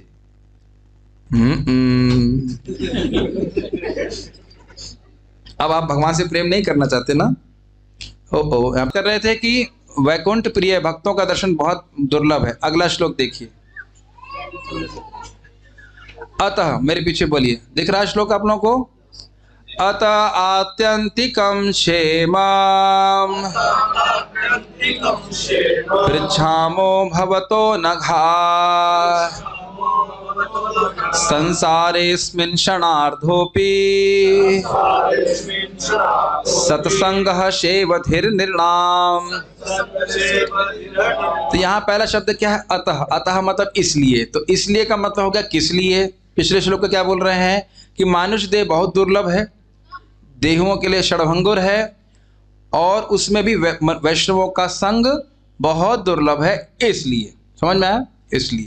इसलिए आत्यंतिकम क्षेमम, ऐसा क्षेम, ऐसे कल्याण की मैं पृच्छामो, मैं पूछ रहा हूं। किन से? भवता, आपसे। आपसे, हमसे क्यों पूछ रहे हो? मान लो नवयोगेंद्र कहते अनघा, आप पाप रहित हैं, आप शुद्ध हैं, तो मैं आपसे क्या पूछ रहा हूं? जीवों का परम कल्याण किस में हो, ये पूछ रहा हूं। श्लोक दिख रहा है? जो के बाद श्लोक दिख रहा होगा, समझ पा रहा होगा मैं क्या कह रहा हूं। अतः आत्यंतिकम क्षेमम पृच्छामो भवतो अनघा, हे पाप रहित पुरुषों, हे वैष्णवों, मैं आपसे ये पूछ रहा हूं। वो एक मिनट, उससे पहले आगे जाए, हम बता, वहां पे बात कट गई थी कि भगवान से अगर आप प्रेम करना चाहते हैं, वैकुंठ के प्रिय होना चाहते हैं, तो भगवान की मंगल आरती होती 4:30 बजे मंदिर में। तो आप घर बैठे इसको देख सकते हैं जूम के माध्यम से। अगेन जूम, फंस गया। जूम क्या आप एजेंट हैं? यस। और इसमें आकर के आप सुबह 4:30 बजे आपको वृंदावन के सीधे मंगल आरती दर्शन होगा। उसके बाद हम सारा दम लगाते हैं, जब करते, सब कुछ हो सकता है घर में बैठे बैठे। और इस मंगल आरती में बिना नहाए भी आ सकते हैं। Wow, that's good. मंदिर में तो बिना नहाए नहीं जा सकते हैं, लेकिन इसमें आप आ सकते हैं। ठीक है, तो खैर हम बात कर रहे थे, अगर भगवान के प्रिय होना चाहते हो तो भगवान के लिए कुछ तपस्या करने की होनी चाहिए। It's not should be A lip service. हाँ, मुझे आपसे बहुत प्रेम है, Kanha, I love you. And Kana says, if you love me, why don't you come for Mangal Aarti? That much I don't love you. मैं उतना प्रेम नहीं करती आपसे कि मैं सुबह मंगल आरती में आऊं, या करता। ठीक है ना? खैर, आज का ऐसा होता है, बहुत चल रहा है ना, कान्हा आई लव, कान्हा आपसे प्रेम करती हूँ, प्रेम करती, मैं मर जाऊंगी। अरे मरने की जरूरत नहीं, आओ मंगल आरती में। ना वो नहीं आएंगे। जब करो, वो नहीं करेंगे। खैर, अतः आत्यंतिकम क्षेमम, इसलिए निमि महाराज कह रहे हैं मैं आपसे आत्यंतिक क्षेम के लिए बात कर रहा हूं। आत्यंतिक क्षेम का समझना चाहिए कल्याण। इस जगत में हर व्यक्ति सोचता है कि मैं ये कार्य करूंगा, तो आप जूम पे सुन सकते हैं, इनको फोन दे दीजिए, आप जूम पे सुन लीजिएगा, ठीक है ना? वो सुविधा दी जा रही है। ये अतः समझ में आ रहा है? इसलिए, किस लिए बताओ, किस लिए? क्योंकि मानुष जन बहुत दुर्लभ है, वैष्णव का संग बहुत दुर्लभ है, इसलिए इसलिए मैं आपसे पूछ रहा हूं। क्या पूछ रहा हूं? आत्यंतिक क्षेम।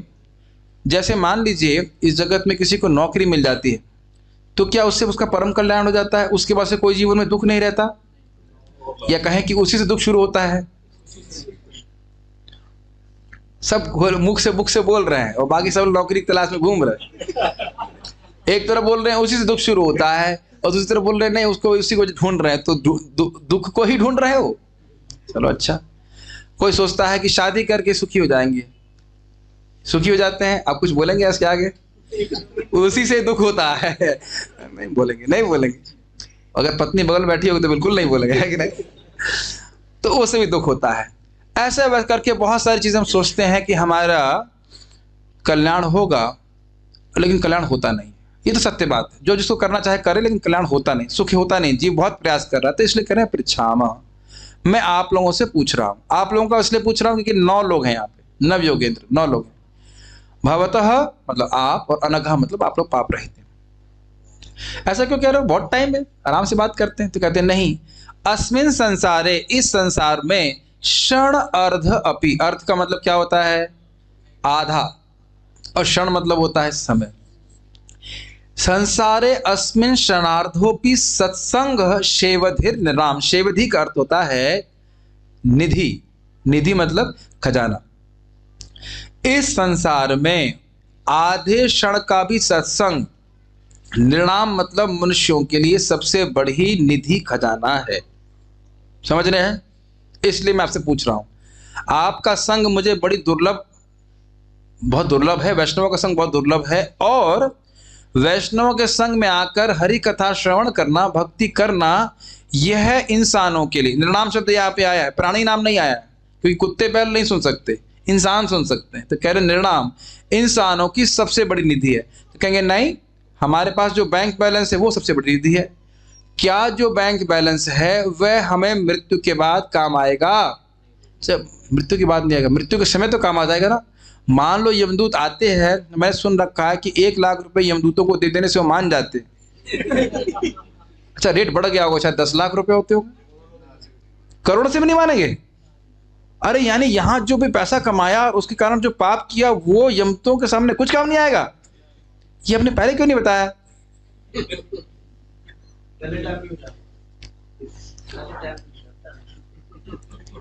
समझ रहे हैं?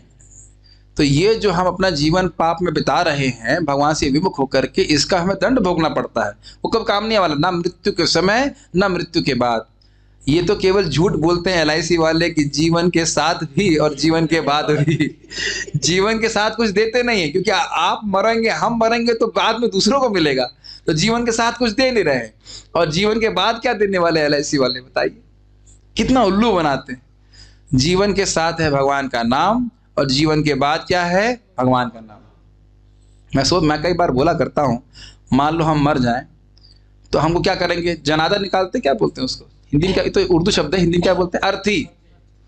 अर्थी क्यों कहते हैं मुझे पता नहीं, इसको अर्थी मतलब अर्थ व्हाटएवर, अर्थी निकालते हैं। और क्या बोलते हैं? राम नाम सत्य है, राम नाम सत्य है। कदाचित वो मुर्दा जिंदा होकर खड़ा हो जाए, ए तुमने मुझे पहले क्यों नहीं बताया? तो सब छोड़ के भाग जाएंगे कि नहीं? जब राम नाम सत्य है, जब मैं जिंदा था तब तुमने क्यों नहीं बताया? नहीं बताया ना, बहुत से लोग नहीं बताते ना। गौरांगा को उसके पापा ने बताया हरे कृष्णा करना। आप में से कितने लोगों के पापा ने आपको बचपन में हरे कृष्णा बोलना बताया? नहीं बताया ना। ये डिवोटी पापा होने का फायदा है ना, सत्य बात। जब से हम पैदा हुए हमें क्या बोला गया? हमारा जो भी नाम रख दिया वो बोला गया, बोला पापा बोलो, मम्मी बोलो। लेकिन कृष्ण, राम, गोविंद, मुकुंद ये तो नहीं बोलने के लिए बोला गया। तो खैर, यानी कि जो हमारा समय भगवान की कथा में बीत रहा है, नाम जप में, भक्ति में बीत रहा है, भक्तों के संग में, यही हमारी सबसे बड़ी निधि है। यही हमारा धन है जो हमारे जन्म जन्मांतर काम आने वाला है। तो कह रहे संसारे अस्मिन् क्षणार्धोपि, आधे क्षण का भी सत्संग प्राप्त हो जाए तो वह इंसान का सबसे बड़ी निधि है। क्यों है? समझिए, ये गांव तो है ही, जंगल भी देखा होगा आपने। मान लीजिए आप एकदम गहन जंगल में है, और जंगल में क्या सारी सुविधाएं होती हैं, कीड़े भी काटते हैं, बहुत भयानक पशु पक्षी भी होते हैं, सब होते हैं।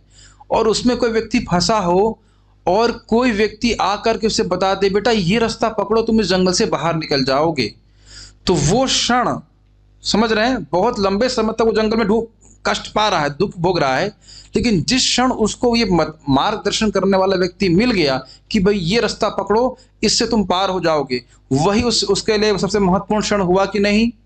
जन्म जन्मांतर हम क्या कर रहे हैं? आहार, निद्रा, भय, मैथुन, और तो कुछ नहीं कर रहे।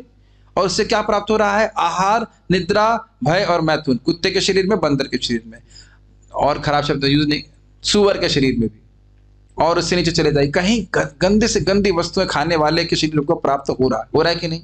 आपने देखा कुत्ता मल भी खाता है, देखा है कभी आपने? वो भी वैसा ही जीवात्मा है जैसे हम लोग हैं, और हम लोग भी सारे लीला करके आ चुके हैं। लीला मगर कहा जाए तो हम भी मल खा के आ चुके हैं एक योनि में। आप सोचिए कि ऐसा कभी अब रहा है कि हम सुअर रहे हैं? विश्वास कीजिए, शास्त्र का वचन है। तो इस समय हमारा परम भाग्य है, हम सबका भाग्य है कि हमको भगवान का नाम, प्रमाणिक नाम, क्या नाम जप करना है? हरे कृष्णा कृष्णा कृष्णा हरे हरे, हरे राम राम राम हरे हरे। ये हरे कृष्ण मंत्र जप करने को मिल रहा है, श्रीमद् भागवतम श्रवण करने को मिल रही है, वो भी रोज। अगर आप जूम पे जुड़ना चाहें तो आप सुन सकते हो, और यही हमारी सबसे बड़ी निधि है। मैं अब आपको एक ऐसी घटना बताऊंगा जो सुन करके आप आश्चर्यचकित हो जाओगे, जो इस बात को पुष्ट करती है। विदेश में एक भक्त हैं, उनका नाम मैं नहीं जानता, उनके बारे में दूसरे भक्त बता रहे थे, प्रमाणिक भक्त बता रहे थे, प्रभुपाद जी की शिष्या बता रही थी। स्वीडन में कहीं भी कोई डिवोटी है, वो कुछ समय पहले मर गया था। ऐसा हो सकता है मैं कहूं कि मैं परसों मर गया था, आज आपको क्लास दे रहा हूं, मानेंगे आप? नहीं मानेंगे, नहीं मानेंगे ना। मैं कभी झूठ बोलता हूं? नहीं बोलता। क्यों नहीं मान रहे? ऐसा होता है प्रभु जी, कोई कल परसों मर जाए और आज सामने आ जाए, ऐसा थोड़ा होता है। लेकिन ये एकदम सच्ची घटना है जो श्लोक को प्रमाणित करेगी। वो व्यक्ति विदेश में होटल में बैठा हुआ था, जो कुछ भी कर रहा हो, आप होटल में, वहां पे कोई लोग चरणामृत थोड़ा पीते हैं। अब संकीर्तन पार्टी देखी ना, से यहाँ भी भक्त लोग संकीर्तन निकालते हैं, तो संकीर्तन निकाल रहे थे लोग बाग, और उसने ऐसे हाथ हिला दिया खुश होकर के। उसे कुछ पता नहीं था क्या है क्या नहीं, ऐसे हाथ हिला दिया। ठीक, क्षणार्धोपि सत्संग शेवधि निर्नाम, इसकी व्याख्या कर रहा हूं मैं।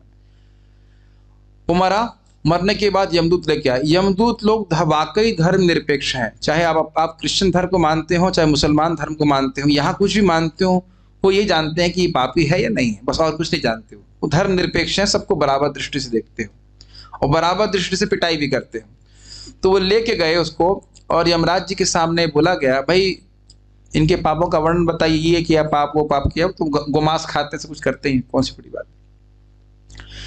तो यमराज जी ने कहा, अरे कुछ तो देखो, कुछ तो अच्छा किया होगा। हाँ, वो संकीर्तन पार्टी जा रही थी, उसका अनुमोदन किया था ना, ठीक है वापस भेज दो।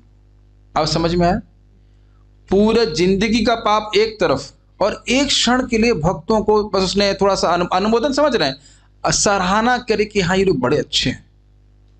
ये भी पता नहीं था कि वो हैं क्या, वो कर क्या रहे हैं। कीर्तन में नाच रहे थे भक्त, बस ये देख करके वो प्रसन्न हो गए। ग्रहण कर पा रहे हैं?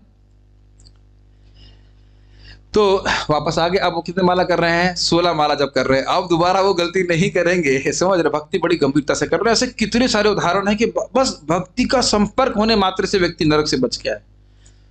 और सोचिए, अगर आप नियमित रूप से जप करेंगे हरे कृष्ण मंत्र का, तो कहां पहुंच जाएंगे, कोई कल्पना नहीं। कहां पहुंचेंगे? भगवान के पास पहुंचोगे। और कहां पहुंचेंगे? भगवान की स्वयं की उक्ति है, ध्यान पूर्वक सुनिए। भगवान कह रहे हैं कि मैं दोनों हाथ ऊपर करके बोल रहा हूं, समझ रहे हैं ना साहब, मैं घोषणा कर रहा हूं, इसमें मानो, सुन लो मेरी बात। ये पद्म पुराण की बात है। कहते हैं मैं दोनों हाथ ऊर्ध्व बाहु ऊपर होकर बोल रहा हूं कि जो जीवन में मेरा नाम जप करता है, या मरते समय, मरने अपी, मरते समय मेरा नाम उच्चारण करता है, तो मैं उसका ऋणी हो जाता हूं। ऋणी समझ रहे हैं? कर्जदार हो जाता हूं, और मैं उसको वो सिद्धि देता हूं, वो स्थान देता हूं, वैकुंठ देता हूं, जिसके आगे इस जगत का हर वस्तु, हर भोग्य वस्तु कैसी हो जाएगी? पत्थर और लकड़ी की तरह हो जाएगी। इतना शक्तिशाली है नाम। अब मैं बोल देता हूं, कोई गधा ही होगा या गधी ही होगी भगवान का नाम ना जप करे ना करे। हम तो यही कहेंगे और कोई बात नहीं। इससे अधिक भगवान कुछ बोल सकते हैं? बताइए। मरते समय तो ठीक है प्रभु जी, आपने दूसरा पॉइंट बोला ना, जीवन में करो या मरते समय करो, तो हम मरते वाला ऑप्शन चेक करेंगे। लेकिन समझिए, ये सच्ची घटना है। प्रभु जी बोल रहे थे, एक बंगाली बुढ़िया मर रही थी, और उसको बोला उनके बेटे ने, अम्मा हरे कृष्णा बोलबेन, हरे कृष्णा बोलिए। ये अर्थ हुआ। तो बोलती है, ऐतो कथा आमी बोलते ना पारी, मैं ये नहीं कह सकती हूं। क्या बोला उसने? 6 शब्द बोल दिए, लेकिन क्या नहीं बोला? हरे कृष्ण नहीं बोला। तो जीवन में जब अभ्यास करोगे, तब मरते समय आप हरि नाम कर पाओगे। और क्या हरे कृष्ण मंत्र करने में कोई खर्चा होता है? हाँ, खर्चा होता है। अकेले कर नहीं पाएंगे, जूम पे आना पड़ेगा, तो उसके लिए 300 रुपये महीना खर्चा करना पड़ेगा। तो बहुत बड़ा खर्चा है। ये तो लिपस्टिक के खर्चे से भी अधिक खर्चा हो गया, है कि नहीं? लिपस्टिक लगा के तो हम लोग वैकुंठ पहुंचेंगे ना, है कि नहीं? पान मसाला खा के पहुंचेंगे, वही तो सिद्धि प्राप्त करने वाला है।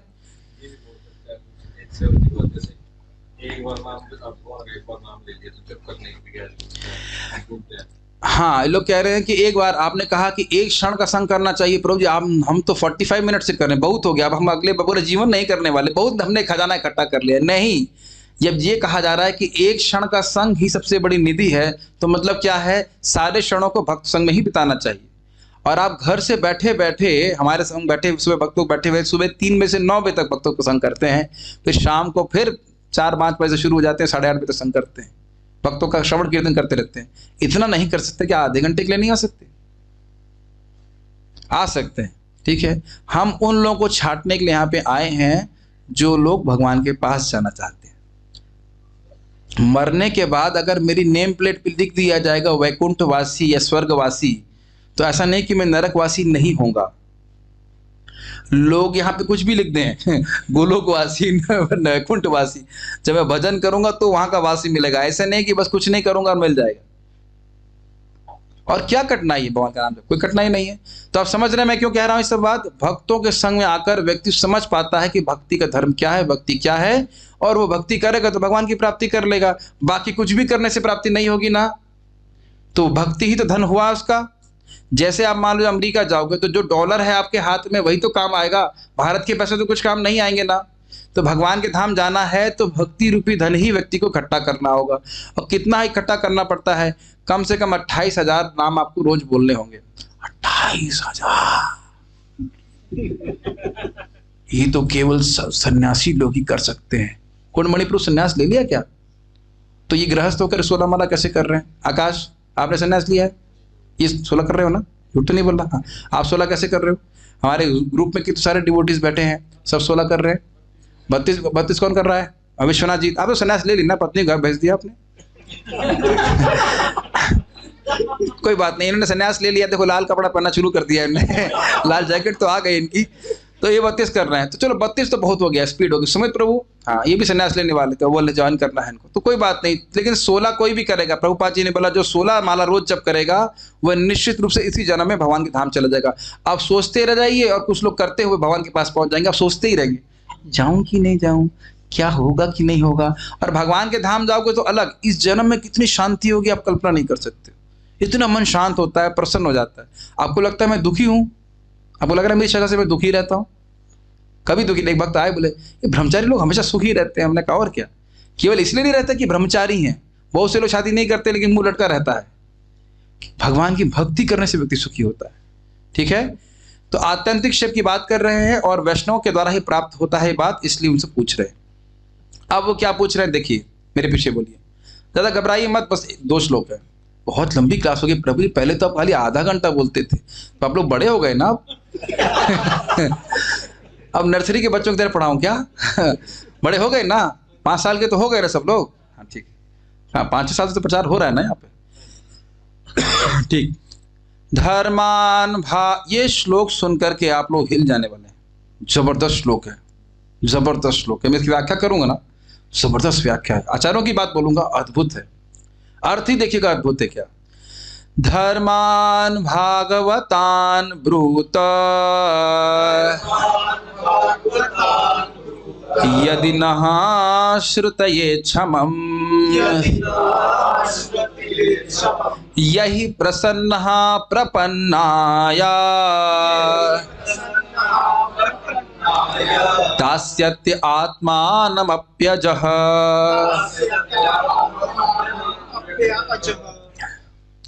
कह रहे हैं धर्मान भागवतान ब्रूता, हमसे उस भागवत धर्म को ब्रूता, ब्रूता मतलब कहिए।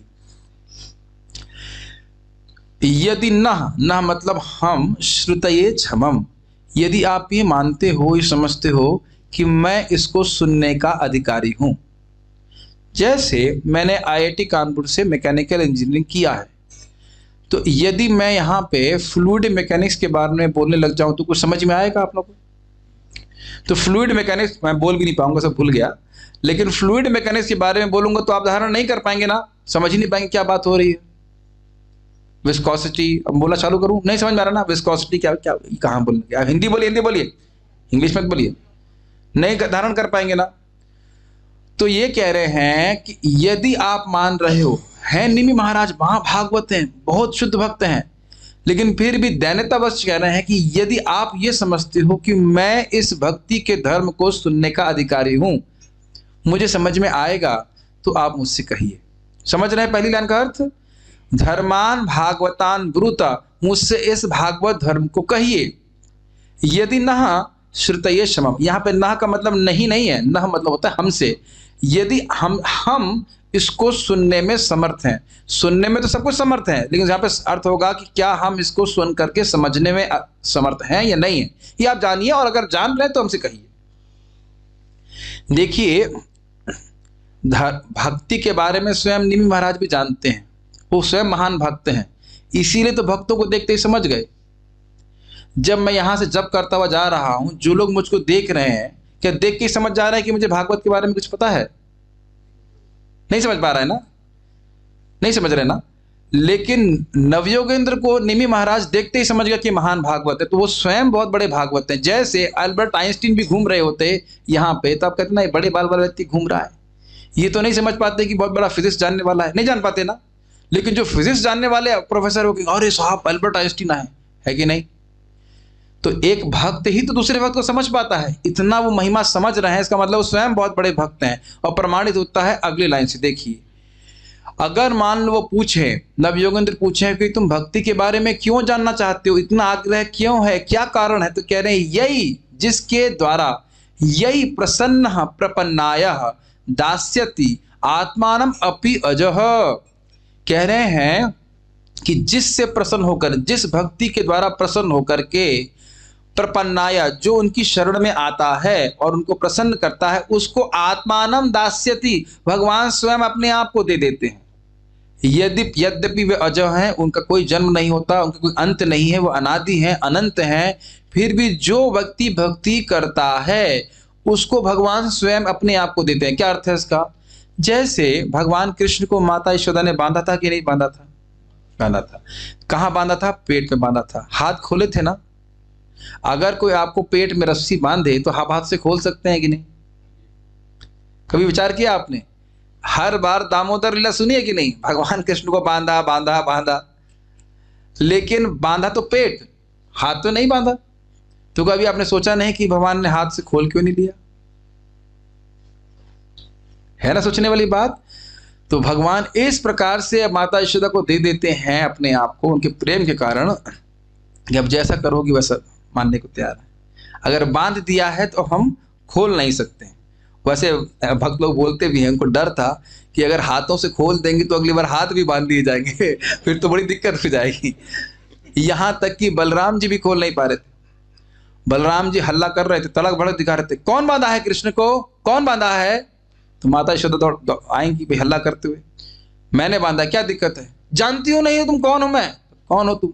मैं बलराम हूं, शेषनाग के रूप में मैं सारे ब्रह्मांड को धारण करने वाला हूं, एक फूंक में ब्रज को जला दूंगा। जानती नहीं ये कौन है? ये साक्षात परब्रह्म है। तो वहां माता यशोदा छड़ी उठाती कहते हैं, सारे देवता भगवान हमारे घर में आ रहे हैं चलो भागो यहाँ से, नहीं तो तुम्हारी पिटाई करूंगी। तो बलराम जी भाग जाते हैं। फिर कृष्ण करके रो रहे हैं। तो बलराम जी कहते हैं, भोगो अपना कर्म, तुमको कितनी बार बोला है कि मक्खन मत चुराओ। तो आप देख रहे हैं कि जो भगवान अनंत हैं, अनादि हैं, असीमित हैं, वह भक्तों के पास किस प्रकार से बन जाते हैं, अपने आप को दे देते हैं। तो आप समझ रहे हैं भक्ति कितना गंभीर बात है। ये आज जब हरे कृष्णा कर रहे हैं उससे क्या होगा? भगवान के प्रति प्रेम हो जाएगा। प्रेम हो जाएगा तो क्या होगा? भगवान हमारे हृदय से कभी जा ही नहीं सकेंगे। समझ रहे हैं मेरी बात? एक छोटी सी घटना बताऊंगा आपको, किस प्रकार से भगवान अपने आप को भक्तों को देते हैं। बिल्व मंगल ठाकुर नाम के महान भक्त हुए और वो अंधे थे। तो जब वृंदावन में आए तो कृष्ण उनका हाथ पकड़ पकड़ कर विभिन्न स्थलों की दर्शन कराते थे उनको। तो एक दिन वो कृष्ण का हाथ पकड़ लिए, प्राय कृष्ण उनका हाथ पकड़ते थे। एक दिन कृष्ण का हाथ पकड़े तो कृष्ण छुड़ाकर भाग रहे थे। तो उन्होंने कहा, अच्छा अब बहुत बलशाली मानते हो तो मेरे हृदय से निकल कर दिखाओ। वाकई अगर तुम अपना हाथ छुड़ा के तो भाग रहे हो, तुम वाकई बहुत अपने को बलशाली मानते हो, अगर तुम वाकई अपने आप को बलशाली मानते हो तो तुम मेरे हृदय से निकल के दिखाओ। समझ में आया? प्रेम रशनया धृतांग्री पद्मा, प्रेम की रस्सी से भगवान के चरण भक्त अपने हृदय में बांध लेता है। तो यही बात बोल रहे हैं कि इस भक्ति के द्वारा भक्त को भगवान के प्रति शुद्ध प्रेम की प्राप्ति होती है। और जब शुद्ध प्रेम की प्राप्ति होती है तो भगवान स्वयं उसको उस प्रेम की बंधन में बंध जाते। समझ में आया? इतना कोई है, इसलिए सुनने की इच्छा है। अब ये बताइए, अगर भागवत धर्म की महिमा के बारे में नहीं पता होता तो क्या वो इस प्रकार से बोलते निमि महाराज? यानी इतनी महिमा पता है तो मतलब पता है कि भागवत धर्म क्या है, फिर भी लोगों के कल्याण करे और खुद की तृप्ति के लिए भी वह नवयोगेंद्रों से सुनना चाहते हैं। ठीक है, प्रश्न समझ में आ रहा है? एक कि हमारा आत्यंतिक क्षेम कैसे हो, परम कल्याण कैसे हो, और हमें भक्ति के बारे में बताइए, उस भक्ति के पथ के बारे में बताइए जिसका अनुशीलन करने से भगवान अपने भक्त को, जो भक्त भगवान उससे प्रसन्न हो जाते हैं तो अपने आप को दे देते हैं। आप में से दुर्गा जी की पूजा बहुत लोगों ने करी होगी, शिव जी की पूजा करते होंगे, हनुमान जी की पूजा करते हैं। कभी उम्मीद की है कि शिव जी आपको आपके सेवक से बन जाएं, आपके मित्र बन जाएं? ऐसा उम्मीद है कभी? ऐसा कभी हुआ है किसी के साथ? कभी नहीं होता। कोई भी देवता अपने आप को इस प्रकार से किसी भी अपने उपासक को नहीं देता है, लेकिन भगवान जो चाहे वस्तु वो देते हैं और जब प्रसन्न हो जाते हैं तो अपने आप को भी दे देते हैं। आपको इस बात पे विश्वास हो रहा है? मुझे तो डाउट है मुझे डाउट है कि यहाँ पे सबको विश्वास भी हो रहा होगा इस बात पे। अगर विश्वास है तो कल सुबह से ही भगवान का नाम जप करना शुरू कर देंगे। अब विश्वास है तो कल सुबह देखता हूँ आपको, और कल भी देखूंगा, परसों भी, और नरसों भी, तरसों भी, जब तक मेरा शरीर नहीं छूटता या आपका शरीर नहीं छूटता तब तक देखूंगा, और या फिर जब तक नेट डाउन नहीं होता। अच्छा, तो करिए, मैं टावर पे चढ़ जाता हूँ, गिरा देता हूँ सारी टावर। है कि नहीं? ठीक है, आखिरी श्लोक आज की कक्षा का। श्री नारद वाचा, नारद जी ने कहा, क्योंकि नारद जी इस प्रसंग को सुना रहे कि नारद जी ही बता रहे हैं वसुदेव जी को निमि महाराज और नवयोगेंद्रों के बीच में क्या बात हुई। तो नारद जी कहते हैं, एवं ते निमिना पृष्ठा वसुदेव महत्तमाः प्रतिपूज्या ब्रुवन् प्रीत्या सदस्य ऋत्विजं नृपम्। एवं ते निमिना पृष्ठा, जब इस प्रकार उनको निमि महाराज के द्वारा पूछा गया, प्रश्न पूछा गया, वसुदेव महत्तमा, हे वसुदेव जी, नारद जी वसुदेव से बात कर रहे हैं ना, हे वसुदेव जी, आप महत्तमा, बहुत महान हो। तो प्रतिपूज्या, उनके वचनों की, उनके प्रश्न की, किसके प्रश्न की? निमि महाराज के प्रश्न की प्रतिपूजा करी, सम्मान किया, गुणगान किया। अब्रुवन प्रीतया, बड़ी प्रीति पूर्वक नवयोगेंद्र बोलना शुरू किए। ध्यान देना हो कि नवयोगेंद्र एक एक करके बोलेंगे, कवि, चामस इत्यादि अंतरिक्ष एक एक करके प्रश्न का उत्तर देंगे। सदस्य ऋत्विजम नमा, उस सभा में बहुत सारे ब्राह्मण भी थे, सारी वो जो सभा थी उसमें बहुत सारे सदस्य थे, बहुत ब्राह्मण थे, और वो उस राजा की सभा में, राजा को समझ में आया बात। यानी कि नारद जी अब कह रहे हैं कि जब इस प्रकार से उन्होंने बढ़िया प्रश्न किया तो उस प्रश्न का उन्होंने, जो नवयोगेंद्र ने उनकी प्रशंसा करी और बड़ी प्रीति से उसके प्रश्नों का उत्तर देने लगे। वो उत्तर क्या देने लगे वो हम लोग कल चर्चा करेंगे। तो जो लोग अभी आए, धन्य हो। आप लोग क्या सोचते हैं, जो लोग लेट आते हैं, हम लोग चिमटा बजाने के लिए आए हैं। हम लोग एक बार हिसार में गए थे, मैं यार पार्थ थे, और एक बार वक्त तो बोला गया, यही सेम टाइमिंग थी ना, सेम टाइमिंग 6:30 से 8:30, और कुछ लोग सेम टाइम पे आए, 8:15 पे, 8:10 पे। कितने बजे कार्यक्रम था? 6:30 से 8:30। आए कितने बजे? 8:10 पे। मतलब हमारा प्रवचन इसी प्रकार से समाप्त हो रहा था, जैसे अभी समाप्त हो रहा है। और वो आश्चर्य हो गए, बोले अरे प्रवचन भी होता है, हम तो सोच रहे थे कि यहाँ चिमटे बजाने वाले आए। यही अनुभव है ना? आप लोगों ने कभी देखा मैं चिमटा बजाता हूँ? नहीं, मैं करताल बजा सकता हूँ, लेकिन चिमटा कभी नहीं बजा रहे। चिमटा बजाने वाले नहीं है। तो बहुत नुकसान हुआ जो लोग देर में आए। अब जो नुकसान खाना चाहते हैं, कम से कम कल नुकसान मत खाइए। 6:30 के कार्यक्रम यहाँ पे कितने बजे शुरू होता है? 6:30 बजे। आपको पता है बात? IDT मतलब IST मतलब इंडियन स्टैंडर्ड टाइम, और हमारे हिसाब से IST मतलब इस्कॉन स्टैंडर्ड टाइम। तो इस्कॉन स्टैंडर्ड टाइम का मतलब स्टैंडर्ड टाइम 6:30। आप लोग नहीं थे तो हम खुद ही मदंग बजा रहे थे कि नहीं? वही रहता है। तो इस प्रकार से जो लोग लाभ उठाना चाहते हैं, मुझे पता है कि सब लोग नहीं लाभ उठाना चाहते, तो जो लाभ उठाना चाहते हैं वो कल फिर भी 6:30 बजे आए प्रश्नों का उत्तर प्राप्त करने के लिए। आज तो केवल प्रश्न सुना है, प्रश्न ही इतना सुंदर है कि बहुत चमत्कार करने वाला। मेरी इच्छा थी बहुत दिन से इसको बोलने के लिए कुछ इस पे, तो मैंने कुछ बोला। उम्मीद है कि कुछ प्रश्न समझ में आ गया। अगर आप लोगों को कोई प्रश्न है तो हम ले सकते हैं, नहीं तो हम यहाँ पे प्रश्न भी ऑनलाइन हमने इंपोर्ट किया हुआ है। अगर यहाँ प्रश्न नहीं तो हमने अमेजन से प्रश्न बुलाया हुआ है। यस प्रभु, पूछिए। पहले आप लोगों को अधिकार दिया जा रहा है, उसके बाद फिर हम ऑनलाइन प्रश्न करेंगे। हाँ, आप ऐसे बोल दो, मैं रिपीट कर दूंगा। प्रभु जी, अभी आपने बताया कि नारद जी वासुदेव को कह रहे हो कि आप बहुत महान है, कि आप उनके पिता हो। ठीक है, तो हमें तो भगवान की भक्ति दास रूप में मांगनी चाहिए। तो वासुदेव को, जब वासुदेव जी ने वात्सल्य मतलब प्रश्न देखिए, प्रश्न का ये है कि वसुदेव जब भगवान के पिता हैं तो भागवत धर्म के बारे में क्यों पूछ रहे हैं? ये प्रश्न है ना, मोटा मोटी। देखिए, वो प्रश्न अपने कल्याण के लिए नहीं पूछ रहे हैं। वो भक्तों का सहज दैन्य होता है कि जितना व्यक्ति उच्चतर भक्त होता है, क्या मैं टाइम पास करूं? तो मेरा टाइम वेस्ट क्यों करना है?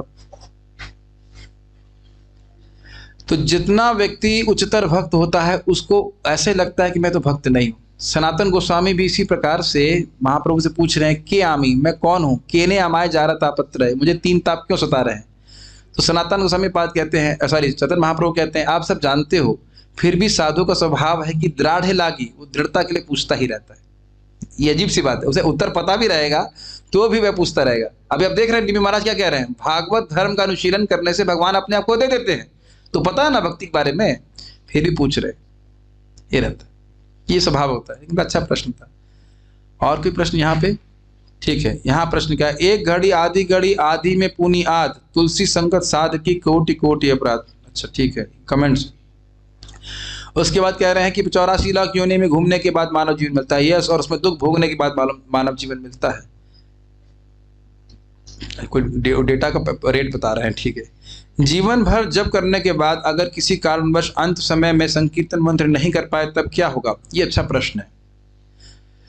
जो आदमी नौकरी करता है, ठीक है, 30 दिन होता है महीने में, 30 होता है, 31, हाँ 30 मानिए।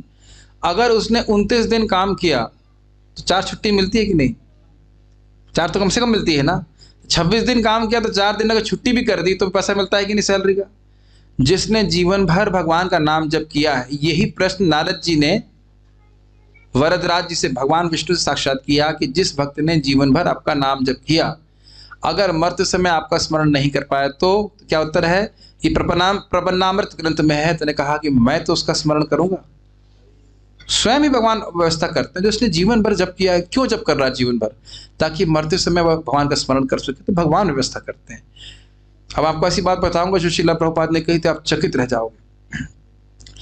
जगन्नाथ जी का दर्शन करते हैं ना रथ यात्रा में, तो उसमें लिखा है कि जगन्नाथ जी का एक बार जो दर्शन करता है रथ में, रथे तो वामनम दृष्टवा पुनर्जन्म न विद्यते। जो भगवान विष्णु को, कृष्ण को, जगन्नाथ को रथ पे आरूढ़ देखता है वो दोबारा जन्म नहीं लेता। तो प्रभुपाद समझाए कैसे होता है। कोई व्यक्ति ऐसे बेवकूफ सा है, गधा एकदम बेवकूफ, और वो सामने आ गया जगन्नाथ जी की देखने के लिए, कौतूहल जी ये हो क्या रहा है, तो उसने देखा ना जगन्नाथ जी को। तो मरते समय क्या होता है, हमारे पूरे जीवन की रील जैसे चलती है। ये देख रहे थे, ये किया था, ये किया था, ये किया था। तो प्रभुपाद कहते हैं जब वह देखेगा कि मैं जगन्नाथ जी के सामने खड़ा हूं और जगन्नाथ जी का दर्शन कर रहा हूं, तो भगवान उसको फ्रीज कर देते हैं। ये सिस्टम है, समझ रहे हैं? वो आगे को सोच नहीं पाता, क्योंकि हमारे मन का संचालन करने वाले भगवान है। भगवान का स्मरण करता है, वापस चला जाता है। ये बात शास्त्रिक है। सकृद एव, सुखदेव गोस्वामी भागवत में कहते हैं अघासुर के प्रसंग में, श्लोक क्रमांक अध्याय 13 में, कि जबरदस्ती भी किसी ने भगवान कृष्ण का स्मरण एक बार भी अपने मन में किया, जबरदस्ती, तो भी भगवान उसको अपने धाम देते हैं, भागवती गति देते हैं। तो सोचिए अगर आप रोज मंगल आरती देखेंगे तो प्रभु जी कैसे देखेंगे? कैसे देखेंगे बताओ, कैसे देखेंगे आप लोग मंगल आरती रोज? जूम, यस, जूम के माध्यम से। और आप इतनी गंभीरता से देख सकते हो जैसे मंदिर के भक्त भी नहीं देखते। वो कैमरा इतना बढ़िया है, श्याम सुंदर के चेहरे पे एकदम फोकस करता है। आपने देखा उनकी आंखों को? आप ऐसे कभी मंदिर में खड़े होकर देख नहीं सकते, आगे खड़े नहीं होने देंगे आपको, है ना? ये सुविधा प्राप्त है। उनके चरणों पे फोकस करता है, एक एक क्षण आप फोकस कर सकते हैं, जब करते रह सकते हैं। सारी सुविधा दी जा रही है, लेकिन 300 रुपए कौन खर्च करे? तो जो भी आप भगवान के लिए करते हो आपका शाश्वत असर है, तो आपको निश्चित भगवान की प्राप्ति होगी। ये बताना जो भी आपने पीछे बताया 4 दिन की छुट्टी वाला बता रहे थे कि आप भगवान उसका स्मरण करते, तो भरत ऋषि वाला जो आता है थोड़ा। अब प्रश्न इनका ये आ गया कि अरे आप कह रहे हो कि जो व्यक्ति जीवन भर भजन करता है उसका मरते समय भगवान स्मरण करते हैं, तो ये अब इस प्रश्न भक्तों को समझ में नहीं आएगा जो लोग नए हैं। लेकिन एक भरत नाम के भक्त हुए, जब बाद में वो हिरण का स्मरण कर रहे थे। देखिए भगवान भरत महाराज के प्रसंग से ही दिखाना चाहते हैं कि भक्त को इस प्रकार से आसक्त नहीं होना चाहिए। ये दिखाने के लिए भरत महाराज की जैसी स्थिति हर किसी के नहीं होती है। अजामिल तो एक ही जन्म में चला गया कि नहीं? वो एक विशेष प्रयोजन है, उनके हृदय में विशेष कंठा जागृत करने के लिए भगवान को 3 जन्म दिलवाए। अरे 3 जन्म, ये बताओ 3 जन्म लगेगा, मैं तो भक्ति नहीं करूंगा। अगर समझिए, अगर भक्ति अभी शुरू कर दें गंभीरता से, तो मान लो 3 जन्म लगेंगे, और भक्ति नहीं करेंगे तो कितने जन्म लगेंगे? फिर तो लगते ही रहेंगे ना। तो शुरू करना चाहिए ना। मान लीजिए यहां से वृंदावन 18 घंटे लगते हैं, तो नहीं जाएंगे? करते हैं ना, बहुत बार ट्रेन का सफर करते हैं ना, जिसमें 2 रातें भी आ जाती हैं बीच में, कि नहीं इतना लंबा है हम नहीं जाएंगे। अगर अच्छा स्थान है तो जाएंगे ना। मान लो कोई कह दे कि भाई आपको कन्याकुमारी पहुंच जाए तो 1 करोड़ रुपए देंगे, साइकिल से चले जाओगे? नहीं जाओगे? पैदल ही पहुंच जाएंगे। 1 करोड़ मिलेंगे पैदल जाओगे तो। प्रभु जी हम लोग दंडवत करके चले जाएंगे, क्या दिक्कत है? समझ रहे हैं मेरी बात?